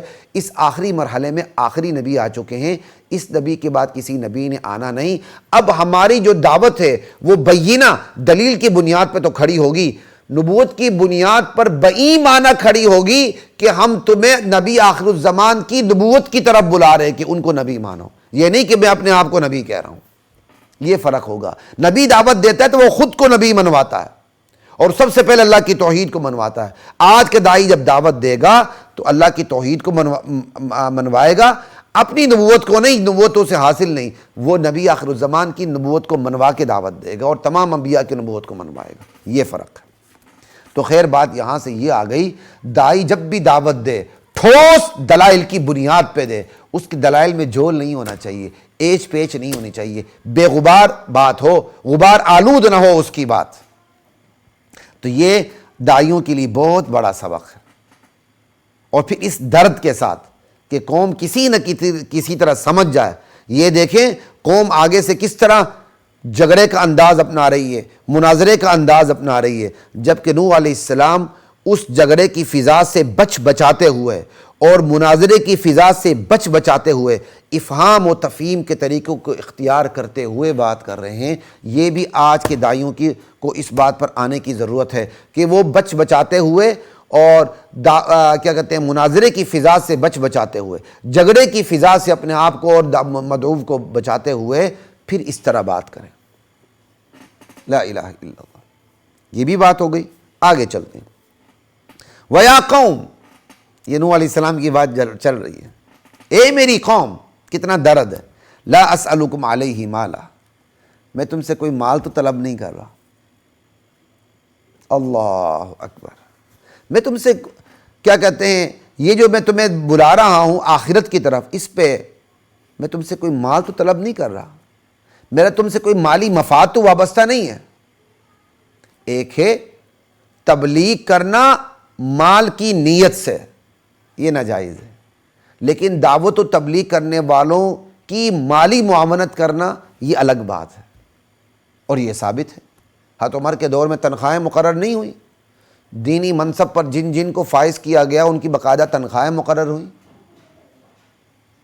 اسلامی فوج بنی تو فوجیوں کی تنخواہیں مقرر نہیں ہوئیں. مسلمان کا ہر کام جائز ہے تو وہ دینی ہے، ناجائز ہے تو وہ دینی نہیں ہے. تو اگر دینی کام پہ اجرت لینا صحیح نہیں ہے تو پھر تو کسی بھی جائز کام پہ اجرت نہیں لے سکتا بندہ. ڈاکٹر ہے، انسانیت کی خدمت کر رہا ہے، نہیں لے سکتا، وہ دینی کام ہے. وکیل ہے، وہ انسانیت کی خدمت کر رہا ہے، دینی کام ہو گیا، نہیں لے سکتا. انجینئر ہے اور کسی بھی شعبے سے تعلق رکھتا ہے، جائز ہے تو وہ دینی کام ہے، دینی کام ہے تو پھر وہ اجرت نہیں لے سکتا. اپنی اجرت کے لیے کیا کرے، کوئی اور کام کرے. وہ جو بھی کام کرے گا وہ بھی جائز ہوگا تو پھر وہ بھی دینی کام ہوا، اس کی بھی اجرت نہیں لے سکتا. مثال کے طور پر ایک ڈاکٹر ہے، وکیل ہے، عالم ہے، وہ کہتا ٹھیک ہے، میں اگر میرے لیے اجرت لینا ٹھیک نہیں ہے تو میں یہ کام ویسے کرتا ہوں، اپنی اجرت کے لیے میں جوتے گاڑنا شروع کر دیتا ہوں. تو جوتے بھی اگر وہ گھانٹے اور صحیح کیا کہتے ہیں اجرت لے تو وہ جوتے گاڑنا بھی کیا ہو جائے گا، دین. تو دین پر اجرت لینا وہاں بھی درست نہیں، تو پھر بندہ کھائے گا کہاں سے؟ اس لیے ایسی باتوں کو علماء پہ فٹ کرنا اندھا پن، پاگل پن اور حماقت ہے. نبی دعوت مال کے لیے نہیں دیتا، نبی مالی مفادات سے بے غرض ہو کے دعوت دیتا ہے. لیکن جب بے غرض ہو کے دعوت دے اور نبی کی دعوت پر لوگ لبیک کہہ دیں، آ جائیں، تو پھر نبی کا خیال رکھنا بھی صحابہ نے جس طرح نبی صلی اللہ علیہ وسلم کا خیال رکھا. کیا نبی علیہ السلام کے گھر کا خیال نہیں رکھا جاتا تھا؟ کیا مال غنیمت میں نبی علیہ السلام کو خمس اللہ نے مقرر نہیں کیا؟ اللہ اکبر. یہ چیزیں ہمیں کیوں نہیں نظر آتی؟ کیا نبی علیہ السلام تحائف اور ہدایہ کو قبول نہیں کرتے تھے؟ کیا حضرت عمر رضی اللہ تعالی عنہ نے جب ایک ریاست کی، ایک بہت بڑی ریاست کو تشکیل دیا اور اس میں باقاعدہ اسلامی فوج بنائی اور دینی منصب پہ لوگوں کو فائز کیا، تو کیا ان کی تنخواہیں مقرر نہیں کی؟ اس لیے ان دونوں میں فرق رکھیے گا. مال کی نیت سے دعوت دینا الگ چیز ہے، لیکن دعوت دینے والوں کی معاش کا خیال رکھنا یہ معاشرے کی اسی طرح ذمہ داری ہے جس طرح وہ وکیل کے معاش کا خیال رکھتے ہیں، میڈیکل کا کام کرنے والوں کی معاش کا خیال رکھتے ہیں، دیگر شعبوں کا کام کرنے والوں کی معاش کا خیال رکھتے ہیں. تو علماء کی معاش کا خیال رکھنا معاشرے کی سب سے زیادہ بڑی ذمہ داری ہے. تو یہ وَيَا قَوْمِ لَا أَسْأَلُكُمْ عَلَيْهِ مَالًا، اے میری قوم، میں اپنی اس دعوت پر تم سے کوئی اجرت طلب نہیں کرتا، میں مالی مفادات کی نیت لیے ہوئے تمہیں تبلیغ نہیں کر رہا. ان اجری الا علی اللہ، میری اجرت تو اللہ کے ذمے ہے، اجر مجھے اللہ نے دینا ہے. اور جہاں تک تم نے یہ بات کی ہے کہ نو تیرے ماننے والے تو ہمارے سفلے اور نچلے لوگ ہیں، تو سن لو، یہ جنہیں تم سفلے اور نچلے لوگ کہتے ہو نا، یہ ایمان لا چکے ہیں. یہ نچلے اور سفلے نہیں ہیں، یہ ایمان والے ہیں. اللہ اکبر. ایک طویل حدیث ہے اور اس مضمون بھی یاد نہیں اور نہیں یہ موقع ہے بیان کرنے کا. نبی علیہ السلام کے پاس ایک وفد آیا تھا، تو پتہ نہیں کس درجے کی حدیث ہے، میں نے کہیں بیان بھی کی ہے کافی عرصہ پہلے. نبی علیہ السلام سے انہوں نے ان سے تعارف پوچھا تو انہوں نے کہا جی ہم ایمان والے ہیں. اللہ اکبر. تو نوح علیہ السلام ان لوگوں کے بارے میں جن کو قوم نچلے اور سفلے سمجھتی تھی، انہیں کہتے ہیں لوگو اور میری قوم کے سردارو، جنہیں تم نچلے سمجھتے ہو، نچلی ذات کے سمجھتے ہو، رذیل اور ذلیل سمجھتے ہو، اراذل سمجھتے ہو، سفلے سمجھتے ہو، وہ تو ایمان والے ہیں. میں انہیں دھتکار نہیں سکتا، میں اپنے پاس سے انہیں نکال نہیں سکتا۔ وما انا بطارد الذین آمنوا، یہ تو ایمان والے ہیں۔ اللہ اکبر۔ نبی کے دل میں ان لوگوں کا مقام جنہیں معاشرہ نچلے اور سفلے سمجھتا ہے، اتنا بڑا مقام ہے، تو اللہ کے ہاں کتنا بڑا مقام ہوگا ان لوگوں کا جو ایمان والے ہیں لیکن لوگوں کی نظر میں نچلے اور سفلے ہیں۔ یہ آج بھی دیکھنے کی ضرورت ہے۔ بہت سے لوگ ایسے ہیں جنہیں لوگ نچلے اور سفلے سمجھتے ہیں، لیکن ایمان میں ان کا کوئی تقابل، کوئی مقابل نہیں ہوتا۔ اللہ اکبر۔ اس لیے وہ لوگ حوصلہ رکھیں جنہیں معاشرہ رذیل اور کمینہ سمجھتا ہے لیکن وہ ایمان والے ہیں۔ ان کے ساتھ اللہ ہے، ان کے ساتھ اللہ کا نبی ہے، ان کے ساتھ اللہ کے تمام نبی ہیں، ان کے ساتھ اللہ کا یہ قرآن ہے کہ وہ نچلے اور سفلے سمجھنے والوں کو ایمان والا کہتا ہے۔ اللہ کے نبی کیا کہتے ہیں نوح علیہ السلام کہ بھائی یہ ایمان والے ہیں، میں انہیں دھتکار نہیں سکتا، اپنی مجلس سے نکال نہیں سکتا۔ انہم ملاقو ربہم، کل انہوں نے اپنے پروردگار سے جا کے ملنا ہے، ملاقات کرنی ہے۔ میری شکایت کریں گے تو میں کیا کروں گا؟ اللہ اکبر۔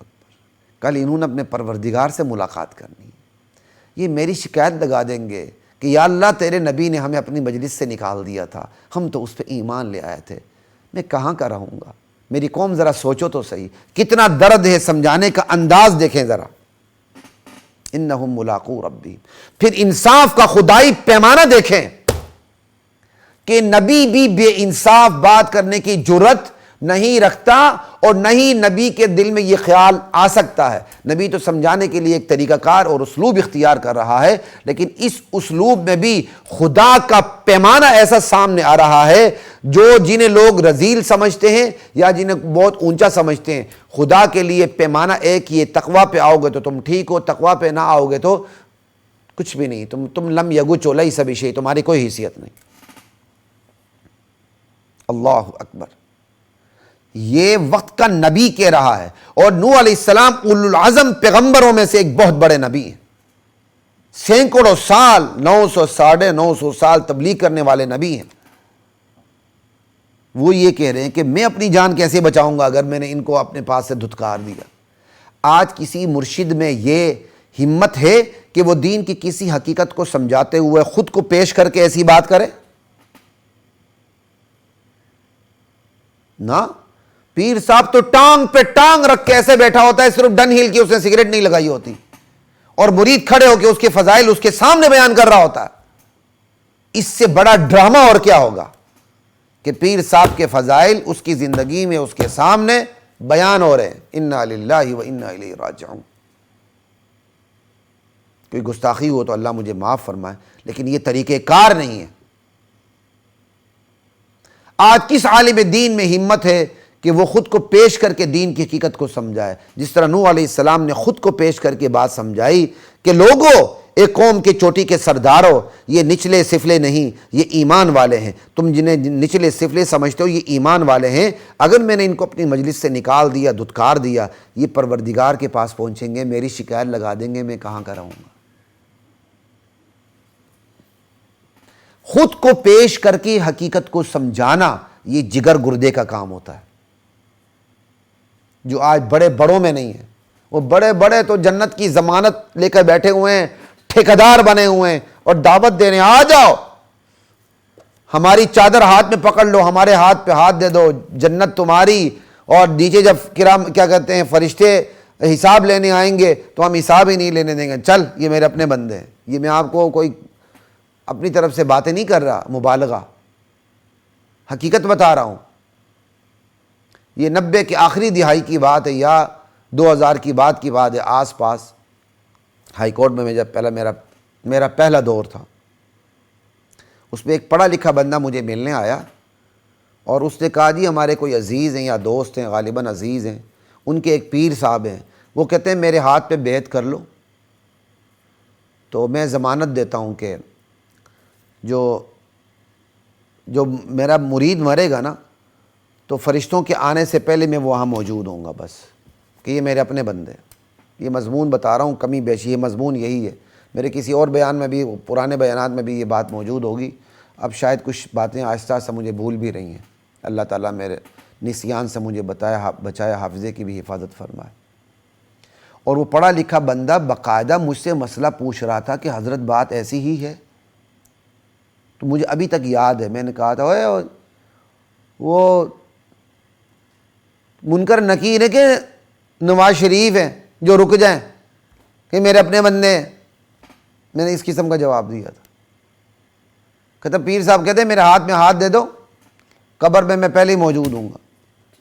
اور ایک پیر صاحب نے ڈرامہ کیا، جن کو لوگ پتہ نہیں بہت بڑا شیخ الاسلام سمجھتے ہیں، قبر پہ جناب علی کھڑا ہے جبہ پہن کے کہ چل میرے، وہ اپنے مرید کو باقاعدہ جواب سکھا رہا ہے، ربی اللہ، پھر تھوڑی دیر بعد دینی الاسلام۔ یہ ویڈیو موجود ہے یوٹیوب پہ، آپ سن لیں۔ شرم نہیں آتی ایسے ڈرامہ باز کو ڈرامہ کرتے ہوئے؟ پہلے وہ نبی علیہ السلام کو ہوائی ٹکٹ پہ وہ پاکستان لے کر آیا، نعوذ باللہ، یہ توہین رسالت نظر نہیں آتی؟ اب یہ ڈرامہ کے قبر پہ کھڑے ہو گئے جناب علی، وہ جواب سکھا رہا ہے، باہر سے چیٹنگ کر رہا ہے۔ یہ چیٹنگ تو تھی کہ ایگزامینیشن ہال کے باہر سے بوٹیاں پھینکنا، حضرت جناب علی قبر سے باہر بیٹھ کر اندر بوٹیاں پھینک رہا ہے، یہ جواب دے دو، شرم آنی چاہیے۔ لا الہ الا اللہ ولیکنی اراکم قوما تجہلون، لیکن میری قوم میں تمہیں دیکھتا ہوں، تم ایسی قوم ہو جو جہالت کا انداز اختیار کر رہی ہو، تم جاہل لوگ ہو، تمہارے معیارات کیا ہیں، تمہارے اعتراضات پھسے، کیا حیثیت ہے، تم جہالت پر اتر آئے ہوئے لوگ ہو۔ ولیکنی اراکم قوما تجہلون، لا الہ الا اللہ، یہی تو جہالت ہے، تم نچلے سفلے رکھ کے تم انہیں کہہ رہے ہو یہ تو ایمان والے ہیں۔ اپنے آپ کو بڑا کہنا اور ان کو کیا کہتے ہیں نچلے اور سفلے کہنا، یہ تمہاری جہالت ہے، تمہاری نادانی ہے۔ لا الہ الا اللہ۔ وَيَا قَوْمِ، اے میری قوم، مَن يَنصُرُنِي مِنَ اللَّهِ إِن طَرَدتُّهُمْ، ذرا بتاؤ تو صحیح، اگر میں نے ان ایمان لانے والوں کو جنہیں تم نچلے اور سفلے سمجھتے ہو اپنی مجلس سے دھتکار دیا، اپنے پاس سے ہٹا دیا، تو اللہ کے مقابلے میں میری کون مدد کرے گا؟ اللہ کے عذاب سے مجھے کون بچائے گا؟ پھر بھی تم نہیں سمجھتے، پھر بھی تم نہیں سمجھو گے۔ یہ مستقبل کا ترجمہ میں خود کر رہا ہوں، مجھے بڑا اچھا لگتا ہے۔ یعنی اللہ کے نوح علیہ السلام کہتے ہیں سب کچھ سمجھانے کے بعد اب بھی تم نہیں سمجھو گے۔ سمجھ آئی کہ اگر میں نے ان کو دھتکار دیا تو اللہ کے عذاب سے مجھے کون بچائے گا، اللہ کے مقابلے میں میری کون مدد کرے گا؟ پھر بھی تم نہیں سمجھو گے۔ افلا تذکرون، لا الہ الا اللہ۔ آگے چلیں۔ ولا اقول لکم عندی خزائن اللہ، میری قوم میں تم سے یہ نہیں کہتا کہ میرے پاس اللہ کے خزانے ہیں، اللہ کے خزانوں کی کنجیاں اور چابیاں ہیں، میں یہ نہیں کہتا۔ لا الہ الا اللہ۔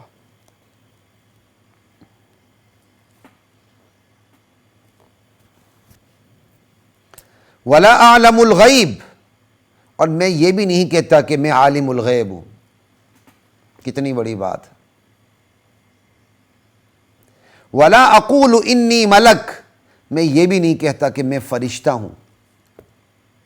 ولا اقول للذین تزدری اعینکم لن یؤتیہم اللہ خیرا، میں یہ بھی نہیں کہتا کہ جن لوگوں کو تمہاری آنکھیں حقارت کی نگاہ سے دیکھتی ہیں انہیں اللہ نے کوئی بلائی نہیں دی، انہیں اللہ کوئی بلائی نہیں دیتا، انہیں اللہ کوئی بلائی نہیں دے گا، ان کے نصیب میں کوئی خیر ہے ہی نہیں، میں کبھی یہ نہیں کہتا۔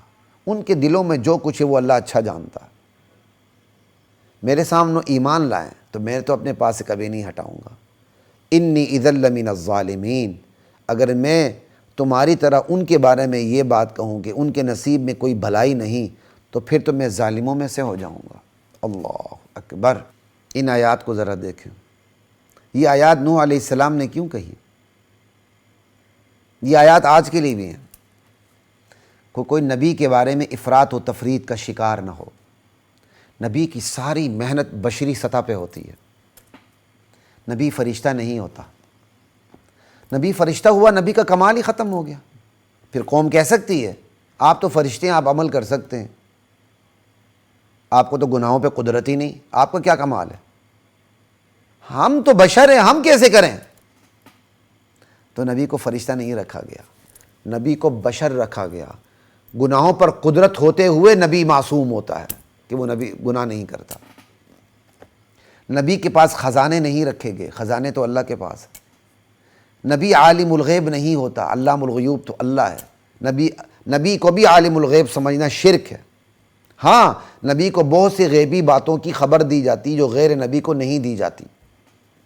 اللہ اکبر۔ جیسے معراج میں نبی علیہ السلام کو کیا کچھ دکھایا گیا، پورا قرآن غیب ہے، اور یہ جو پورے ماضی کی قصے، مستقبل کی جو چیزیں قرآن کریم کے اندر موجود ہیں، یہ ساری غیبی باتیں ہمارے نبی کو بتائی گئی ہیں۔ بتانے سے کوئی عالم الغیب نہیں ہوتا، اس کو غیب کی اطلاع ملتی، وہ مطلع علی الغیب ہوتا ہے، وہ عالم الغیب نہیں ہوتا۔ تو نبی اپنا مقام بتا رہے ہیں یہاں کہ قوم افراط و تفریط کا شکار بھی نہ ہو۔ اللہ اکبر۔ آج کی قوم بھی اللہ تعالیٰ نے ایسے الفاظ کے الوائے نوح علیہ السلام کی قوم سے کہ یہ اس امت کے لیے بھی یہ الفاظ مشعل راہ ہیں۔ اللہ اکبر۔ جب نبی خزانوں کا مالک نہیں، عالم الغیب نہیں، فرشتہ نہیں، اور نبی کسی کے بارے میں جو ایمان لا چکے ہیں ان کے بارے میں کوئی اور بات نہیں کر سکتا جب تک کہ اللہ نہ کہے، تو پھر ہمہ شمہ کا کیا قصہ ہے؟ اور آج کے پیر کے بارے میں کہا جاتا ہے وہ تو لوح محفوظ میں جو لکھا ہو اس کو بھی بدل سکتا ہے۔ انا للہ و انا الیہ راجعون۔ آج کے پیروں کے بارے میں کہا جاتا ہے کہ جی وہ بستر پر جو میاں بیوی کے ساتھ کارروائی ڈال رہا ہوتا ہے اس کا بھی اس کو پتہ ہوتا ہے۔ انا للہ و انا، بڑا بےغیرت مرید ہے، بڑا بےغیرت مرید ہے جو ایسے بےغیرت پیر کو پیر بنا کے بیٹھا ہوا ہے جو یہ کہتا ہے کہ تیری ساری کارروائیوں کو میں دیکھتا ہوں۔ اس سے بڑا بےغیرت کوئی مرید ہوگا جس کا یہ عقیدہ ہو کہ میری تمام کارروائیوں کو میرا مرشد صاحب دیکھتا ہے، وہ بھی دین کے عنوان سے، ایک ٹکٹ میں دو مزے۔ انا للہ و انا الیہ راجعون۔ لائیو ٹرانسمیشن، اس سے بڑا کوئی دین سے مذاق ہے؟ ایسے پیر کے سر پر، بلکہ ایسے پیر سے بھی پہلے ایسے مرید کے سر پر جوتے مارنے چاہیے، احمق انسان۔ اور یہ جو پیر ہی پیر کے نام پہ دھبا ہیں، اصل پیر نہیں، اصل پیر تو اللہ کے ولی ہوتے ہیں۔ اللہ اکبر۔ یہاں بھی نوح علیہ السلام خود کو کس طرح پیش کر کے بات کر رہے ہیں کہ جن کی آنکھیں تمہیں حقیر جانتی ہیں، سمجھ آئی، اور تم جن کے بارے میں سمجھتے ہو ان کے نصیب میں کوئی بھلائی نہیں ہے، میں ایسی بات کرنے کے لیے تیار نہیں ہوں۔ اللہ اکبر۔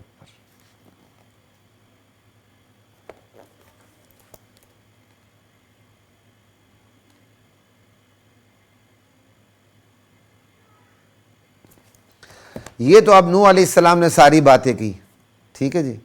اب آگے سے پھر قوم جواب دے رہی نوح علیہ السلام کو، ذرا سنیے گا، بات ہماری اختتام کی طرف جا رہی ہے۔ قالوا یا نوح، قوم کے سردار بولے اے نوح قد جادلتنا، بہت جھگڑ چکا تو ہم سے۔ اللہ اکبر، تو بہت جھگڑ چکا۔ فاکثرت جدالنا، تو نے جدال کی، جھگڑے کی حد کر دی۔ فاتنا بما تعیدنا ان کنت من الصادقین، تو جس عذاب کی دھمکی دے رہے ہیں نا وہ لے کے آ جا، اگر تو سچا ہے تو، اپنی اس دھمکی میں سچ ہے تو عذاب لے کر آ جا۔ اب یہاں چند باتیں سمجھنے کی ہیں۔ قوم جھگڑا کر رہی تھی، نبی سمجھا رہا تھا، قوم نبی کی سمجھ پہ نہیں آئی، الٹا نبی پر الزام لگا دی جھگڑا تو کر رہا۔ آج بھی یہی ہے، علماء سمجھاتے ہیں، خصوصاً علماء عقائد جو نظریات کو، عقیدے کو کھول کے سمجھاتے ہیں کہ اللہ کے بندے، اللہ کے نبی کی امت جہنم سے بچ جائے۔ اور آگے سے جواب کیا ملتا ہے؟ یہ مولوی بڑا جھگڑالو ہے، یہ بڑا فسادی ہے۔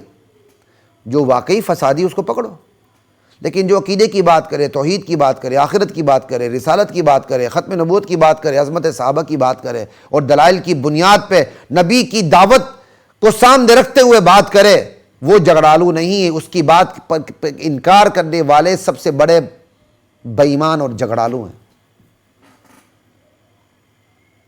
اب قوم نے جھگڑے کی نسبت اپنی طرف کرنے کی بجائے جو چیز اپنے اوپر فٹ ہو رہی تھی وہ نوح علیہ السلام پہ انہوں نے فٹ کرنے کی کوشش کی کہ تو ہم سے بہت جھگڑ چکا۔ انا للہ و انا الیہ راجعون۔ اور آگے سے کیا کہا کہ جس عذاب کی تو دھمکی دے رہا ہے وہ لے کے آ جا۔ یعنی وہ قوم کے سردار اپنے آپ کو اتنی مستحکم پوزیشن میں سمجھتے تھے کہ یہ جو کچھ کہہ رہا غلط کہہ رہا ہے۔ آج بھی ایسے ہی ہے، دین کی کھلی باتیں آپ کر دیں، سامنے والا بہت بڑا با اختیار ہے یا بے اختیار ہے، یہ گلی کا کنٹوٹا ہے یا بہت بڑے سرکاری منصب پر ہے، اگر وہ دین پر نہیں ہے تو وہ اپنی پوزیشن کو اتنا مستحکم سمجھتا ہے کہ وہ ایک عالم دین کی بات پر کان لگانے کو تیار نہیں ہوتا۔ یہی مزاج نبوت کی دعوت کو ٹھکرانے والی قوم کا تھا کہ وہ اپنے آپ کو اس مضبوط مستحکم پوزیشن پہ سمجھتے تھے کہ نبی کی بات پر کان دھرنے کو تیار نہیں تھے۔ دیکھ لیں ایک ایک چیزیں ہم پہ فٹ ہوتی جا رہی ہیں۔ اب پھر آگے دیکھیں نوح علیہ السلام ان کو جواب دے رہے ہیں، قال انما یأتیکم بہ اللہ، وہ عذاب تو تم پر آئے گا انشاء، اگر اللہ نے چاہا۔ یہ عذاب میں نہیں لاتا، نہ میں لا سکتا ہوں، یہ عذاب لانا اللہ کا کام ہے۔ عذاب کی نسبت میری طرف نہ کرو، سمجھ آئی؟ عذاب تو اللہ لائے گا، اور جب وہ آئے گا عذاب تو تم اسے عاجز نہیں کر سکتے، تم باقی کہیں جا نہیں سکتے۔ عذاب لانا میرا کام نہیں ہے، اگر عذاب لانے والے نے وہ عذاب لے آیا اللہ تو تم بچ نہیں سکتے۔ لا الہ الا اللہ۔ نوح علیہ السلام بتا رہے ہیں تمہارا اصل مقابلہ مجھ سے نہیں ہے، تمہارا اصل مقابلہ پروردگار سے ہے۔ اللہ اکبر۔ یہی آج قوم کو سمجھانے کی ضرورت ہے۔ ذالکم مما علمنی ربی، یہی آج قوم کو سمجھانے کی ضرورت ہے کہ قوم کو لوگوں تم ہمیں کمزور سمجھتے ہو، ہمیں نادان سمجھتے ہو، ہمیں قوم کے دائرے سے باہر سمجھتے ہو، سمجھ آئی؟ لیکن ہمارا مقابلہ تم سے نہیں ہے، اچھا تمہارا مقابلہ ہم سے نہیں ہے، ہم تو نمائندے ہیں، ہم تو بھیجے ہوئے لوگ ہیں، تمہارا مقابلہ اللہ سے ہے۔ تمہیں سمجھ آ جائے گی۔ آج ہر داعی کو آخر میں یہ کہنے کی ضرورت ہے، اے میری قوم کے لوگوں سمجھ جاؤ، اگر تم نے مقابلہ کرنا ہے تو مد مقابل ہمیں نہ سمجھنا، تمہارا مقابلہ ہم سے نہیں ہے، پروردگار سے ہے۔ بس یہ سامنے رکھ کر پھر مقابلہ کرنا، پھر پتہ چل جائے گا۔ وَلَا يَنْفَعُكُمْ نُصْحِي إِنْ أَرَدْتُ أَنْ أَنْصَحَ لَكُمْ۔ نوح علیہ السلام کہہ رہے ہیں کہ بھائی نہ عذاب میرے بس میں کہ میں عذاب لاؤں، عذاب تو عذاب، تمہاری خیر خواہی کرنا بھی میرے بس میں نہیں ہے۔ میں تمہاری جتنی بھی خیر خواہی کروں، میری خیر خواہی تمہیں نفع نہیں دے سکتی اگر اللہ تمہیں تمہارے بدعمالی کو اسے گمراہ رکھنا چاہے۔ یعنی نہ عذاب میرے بس میں ہے لانا، نہ تمہاری خیر خواہی کرنا میرے بس میں ہے، تمہیں نفع نہیں دے گی۔ میں تمہاری خیر خواہی کرنا بھی چاہوں تو خیر خواہی نہیں کر سکتا اگر اللہ تمہیں گمراہ رکھنا چاہے۔ عذاب تو عذاب، وہ عذاب نہیں لا سکتا۔ میں تمہاری خیر خواہی کرنا بھی چاہوں تو خیر خواہی نہیں کر سکتا اگر اللہ تعالیٰ تمہیں گمراہ رکھنا چاہے۔ اللہ اکبر۔ میری نصیحت تمہیں نفع نہیں دے سکتی اگر میں تمہارے ساتھ خیر خواہی کرنا چاہوں، اگر اللہ کو یہ منظور ہو کہ وہ تمہیں گمراہ رکھے تمہاری بدعمالیوں کی وجہ سے۔ ہوا ربکم، وہی تمہارا پروردگار ہے۔ مقابلہ تم مجھ سے کر رہے ہو، مجھ سے نہیں۔ وَإِلَيْهِ تُرْجَعُونَ، آخر پلٹ کے تم نے ادھر ہی جانا ہے۔ یہ دعوت کا طریقہ کار ہوتا ہے کہ بندوں کو توحید کی دعوت دیتے دیتے پروردگار کی طرف متوجہ کرتے کرتے جزا اور سزا کے دن کی طرف متوجہ کر دینا۔ اللہ اکبر، اللہ اکبر۔ یہ ساری باتیں سمجھ آئی بات کی؟ اللہ اکبر۔ کس نبی کی ہیں؟ 950 برس قوم میں رہنے والے نوح علیہ السلام کی ہیں۔ 950 برس قوم میں رہنے والے بندے نبی نوح علیہ السلام کی ہیں۔ اللہ اکبر۔ یہ نہیں کہ 2-4 برس تبلیغ کر دی، 950 برس۔ یہ سارا خلاصہ سمری آپ کے سامنے آ گئی۔ اب جب نبی علیہ السلام نے یہ بیان کیا، اللہ کی جو اللہ تعالیٰ نے اوپر سے وحی بھیجی بیان کر دیا، تو یہ چوٹیں تو پڑ رہی تھیں قریش مکہ پہ، جیسے اب ہم میں بیان کر رہا ہوں، تو چوٹ کے ہم پہ نہیں پڑتی، ہمارے مزاج پہ۔ جب نوح علیہ السلام اور ان کی قوم کی یہ ساری کارگزاری، یہ ساری سرگزشت اللہ کے نبی نے قرآن کی صورت میں قریش مکہ کے سامنے رکھی، کفار مکہ کے سامنے رکھی، عربوں کے سامنے رکھی، تو انہوں ایک ایک بات کی زد میں وہ آتے چلے گئے۔ وہ تو لگے تھے یہ چوٹ تو ہم پہ پڑ رہی ہے، سنا تو رہا ہے محمد قصہ نوح اور اس کے قوم کا صلی اللہ علیہ وسلم، چوٹ ہمیں مار رہا ہے، یہ چوٹ ہمیں لگ رہی ہے۔ تو انہوں نے فوراً کیا کہہ دیا؟ یہ اس نے گڑا ہوا ہے، یہ نوح علیہ السلام کا جو قصہ بیان کر رہا ہے نا، اپنے طرف سے گڑا ہوا ہے۔ انا للہ و انا الیہ راجعون۔ خواتین و حضرات، یہ بات یاد رکھیے گا، آج بھی جب عالم بات کرتا ہے نا، نیچے بیٹھے ہوئے بہت سے لوگ ہوتے ہیں، ان میں سے بہت سے خوش قسمت ہوتے ہیں ایسے کہ جب وہ اس بات کی زد میں خود کو آتا دیکھتے ہیں تو رو پڑتے ہیں، آنسو بہاتے ہیں، یا اللہ ہمیں معاف کر دینا۔ لیکن کچھ ایسے کم قسمت بد قسمت بھی ہوتے ہیں جو سمجھتے ہیں مولوی صاحب مجھے چوٹ مار رہا ہے، یہ دعوت نہیں دے رہا، چوٹ مار رہا ہے۔ جب سننے والا دعوت کو دعوت نہ سمجھے، خود پر چوٹ سمجھے، تو وہ نصیحت حاصل نہیں کر سکتا۔ یہی رویہ تھا قریش مکہ کا۔ نوح علیہ السلام اور ان کی قوم کی سرگزشت یہاں رک گئی ہے، تھوڑی سی آگے آ رہی ہے، لیکن درمیان میں یہ جو جملہ آیا ہے وہ اس لیے آیا ہے کہ جب یہ بات ہوئی تو قریش مکہ کے دل میں بات آئی، نوح علیہ السلام اور ان کی قوم کی سرگزشت کی صورت میں یہ محمد تو ہم پہ چوٹ مار رہا، انا للہ و انا الیہ راجعون۔ تو اس پر انہوں نے کہا یہ اس سے گڑا ہوا یہ قصہ، تو اس سے بھی یہ بات سمجھ لیں۔ آج داعی دعوت دیتا ہے، نیچے بیٹھے ہوئے کئی لوگ ہوتے ہیں، کہتے ہیں یہ تو مجھ پر چوٹ لگ رہی ہے، بجائے یہ کہ وہ داعی کا احسان مانے کہ وہ کسی کمزوری کی طرف عمومی طور پہ متوجہ کر رہا ہے، اور نیچے بیٹھا ہوا ایک اسپیسیفک پرسن، ایک مخصوص آدمی سمجھتا ہے کہ یہ حضرت مجھ پر چوٹ لگا رہا ہے۔ جب وہ یہ سمجھے گا کہ مجھے چوٹ ماری جا رہی ہے، وہ سمجھے گا؟ وہ کبھی بھی نہیں سمجھے گا۔ یہ داعی اور مدعو دونوں کا امتحان ہے۔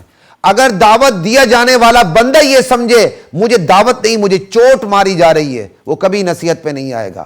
اور اسی طرح دعوت دینے والا دعوت نہ دے، چوٹ مارے، تو اس کی دعوت بھی اثر انداز نہیں ہوگی۔ معاملہ دونوں طرف ہے۔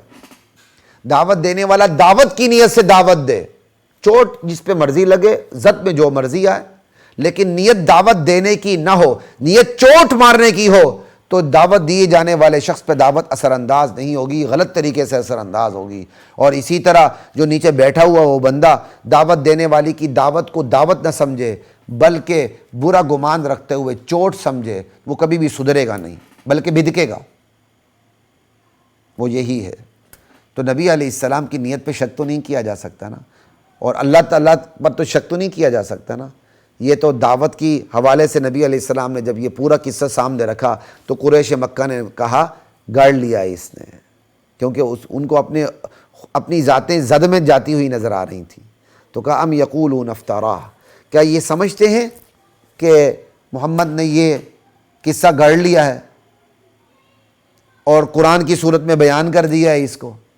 کہا قل ان افتریتہ فعلی اجرامی، میرا نبی آپ کہہ دے اگر میں نے اس کو گڑا ہے، خود بنایا ہے، تو اس کے جرم کا ذمہ دار میں ہوں، اور وَأَنَا بَرِيءٌ مِّمَّا تُجْرِمُونَ، اور تمہارے جرم سے میں بری ہوں۔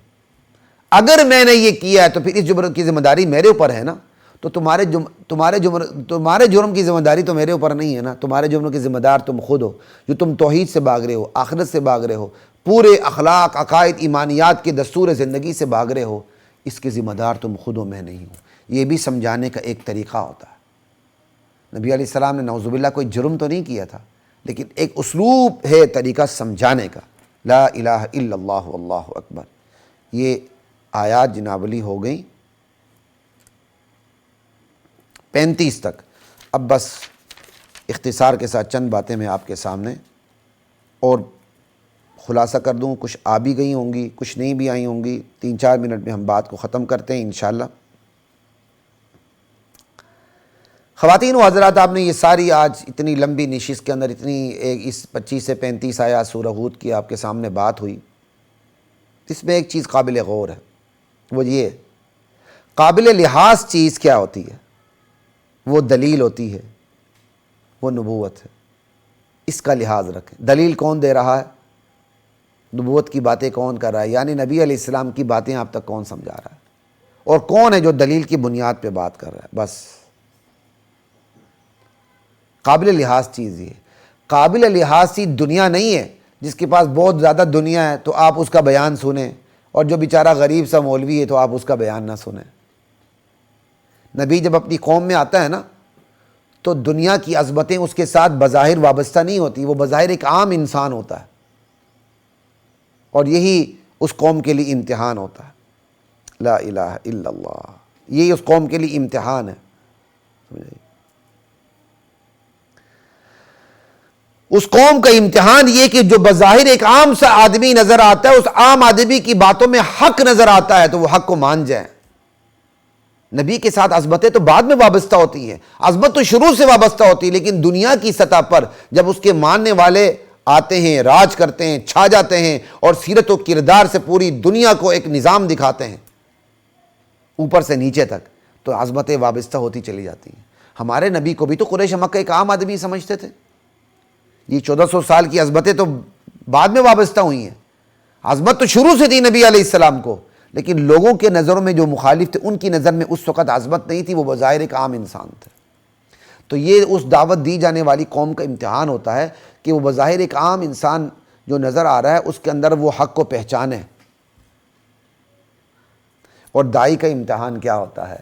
کہ داعی کا امتحان یہ ہوتا ہے کہ وہ دین کو سامنے رکھ کے بات کرے، یہ نہیں کہ جو بہت بڑا دنیا دار آ رہا ہے تو اس کا تو استقبال کر کے بشتے ہی چلا جائے، چاہے وہ بڑا بے ایمان ہو، اور بہت بڑا دیندار آ جائے لیکن غریب ہو تو اس کو اپنی مجلس سے دھتکار دے۔ نہ، یہ داعی کا امتحان ہے۔ تو کچھ امتحانات داعی کے ہوتے ہیں، کچھ مدعو جن کو دعوت دی جاتی ان کے ہوتے ہیں۔ قابل لحاظ چیز دلیل ہوتی ہے اور نبوت کی باتیں ہوتی ہیں۔ ٹھیک ہے جی؟ اچھا، اور آگے ایک بات آپ نے پیچھے سن لیا کہ قوم نے الزام لگا دیا کہ اے نوح تو ہم سے بہت جھگڑ چکا۔ یہ بہت بڑی نفسیاتی کمزوری ہوتی ہے، جب بندے کی اپنی ذات زد میں آتی ہے نا تو اس کے اندر سے سنجیدگی ختم ہو جاتی ہے، پھر وہ بدتمیز ہو جاتا ہے۔ آج بھی ایسا ہی ہے، کئی دفعہ داعی دعوت دے رہا ہوتا ہے، سامنے والے کی ذات، اس کے نظریات زد میں آ جاتے ہیں، وہ پھر بدتمیزی پر اتر آتا ہے، اس کی سنجیدگی ختم ہو جاتی ہے۔ ایسا نہیں ہونا چاہیے۔ اللہ اکبر۔ تو خواتین و حضرات، سورہ ہود کی آیت نمبر 25 سے لے کر 35 تک آپ کے سامنے بیان ہوا۔ الحمدللہ میرے بس میں نہیں تھا کہ میں آپ کے سامنے بیان کروں، یہ اللہ تعالیٰ نے مجھے ہمت دی، تو اس طویل اس رکوع پر ایک طویل ہماری نشست ہو گئی، جس میں نبی کی دعوت بھی آ گئی اور دعوت کو ٹھکرانے والے لوگ بھی آ گئے، ان کا مزاج بھی آ گیا، اور نبی کی دعوت کا درد بھی آ گیا۔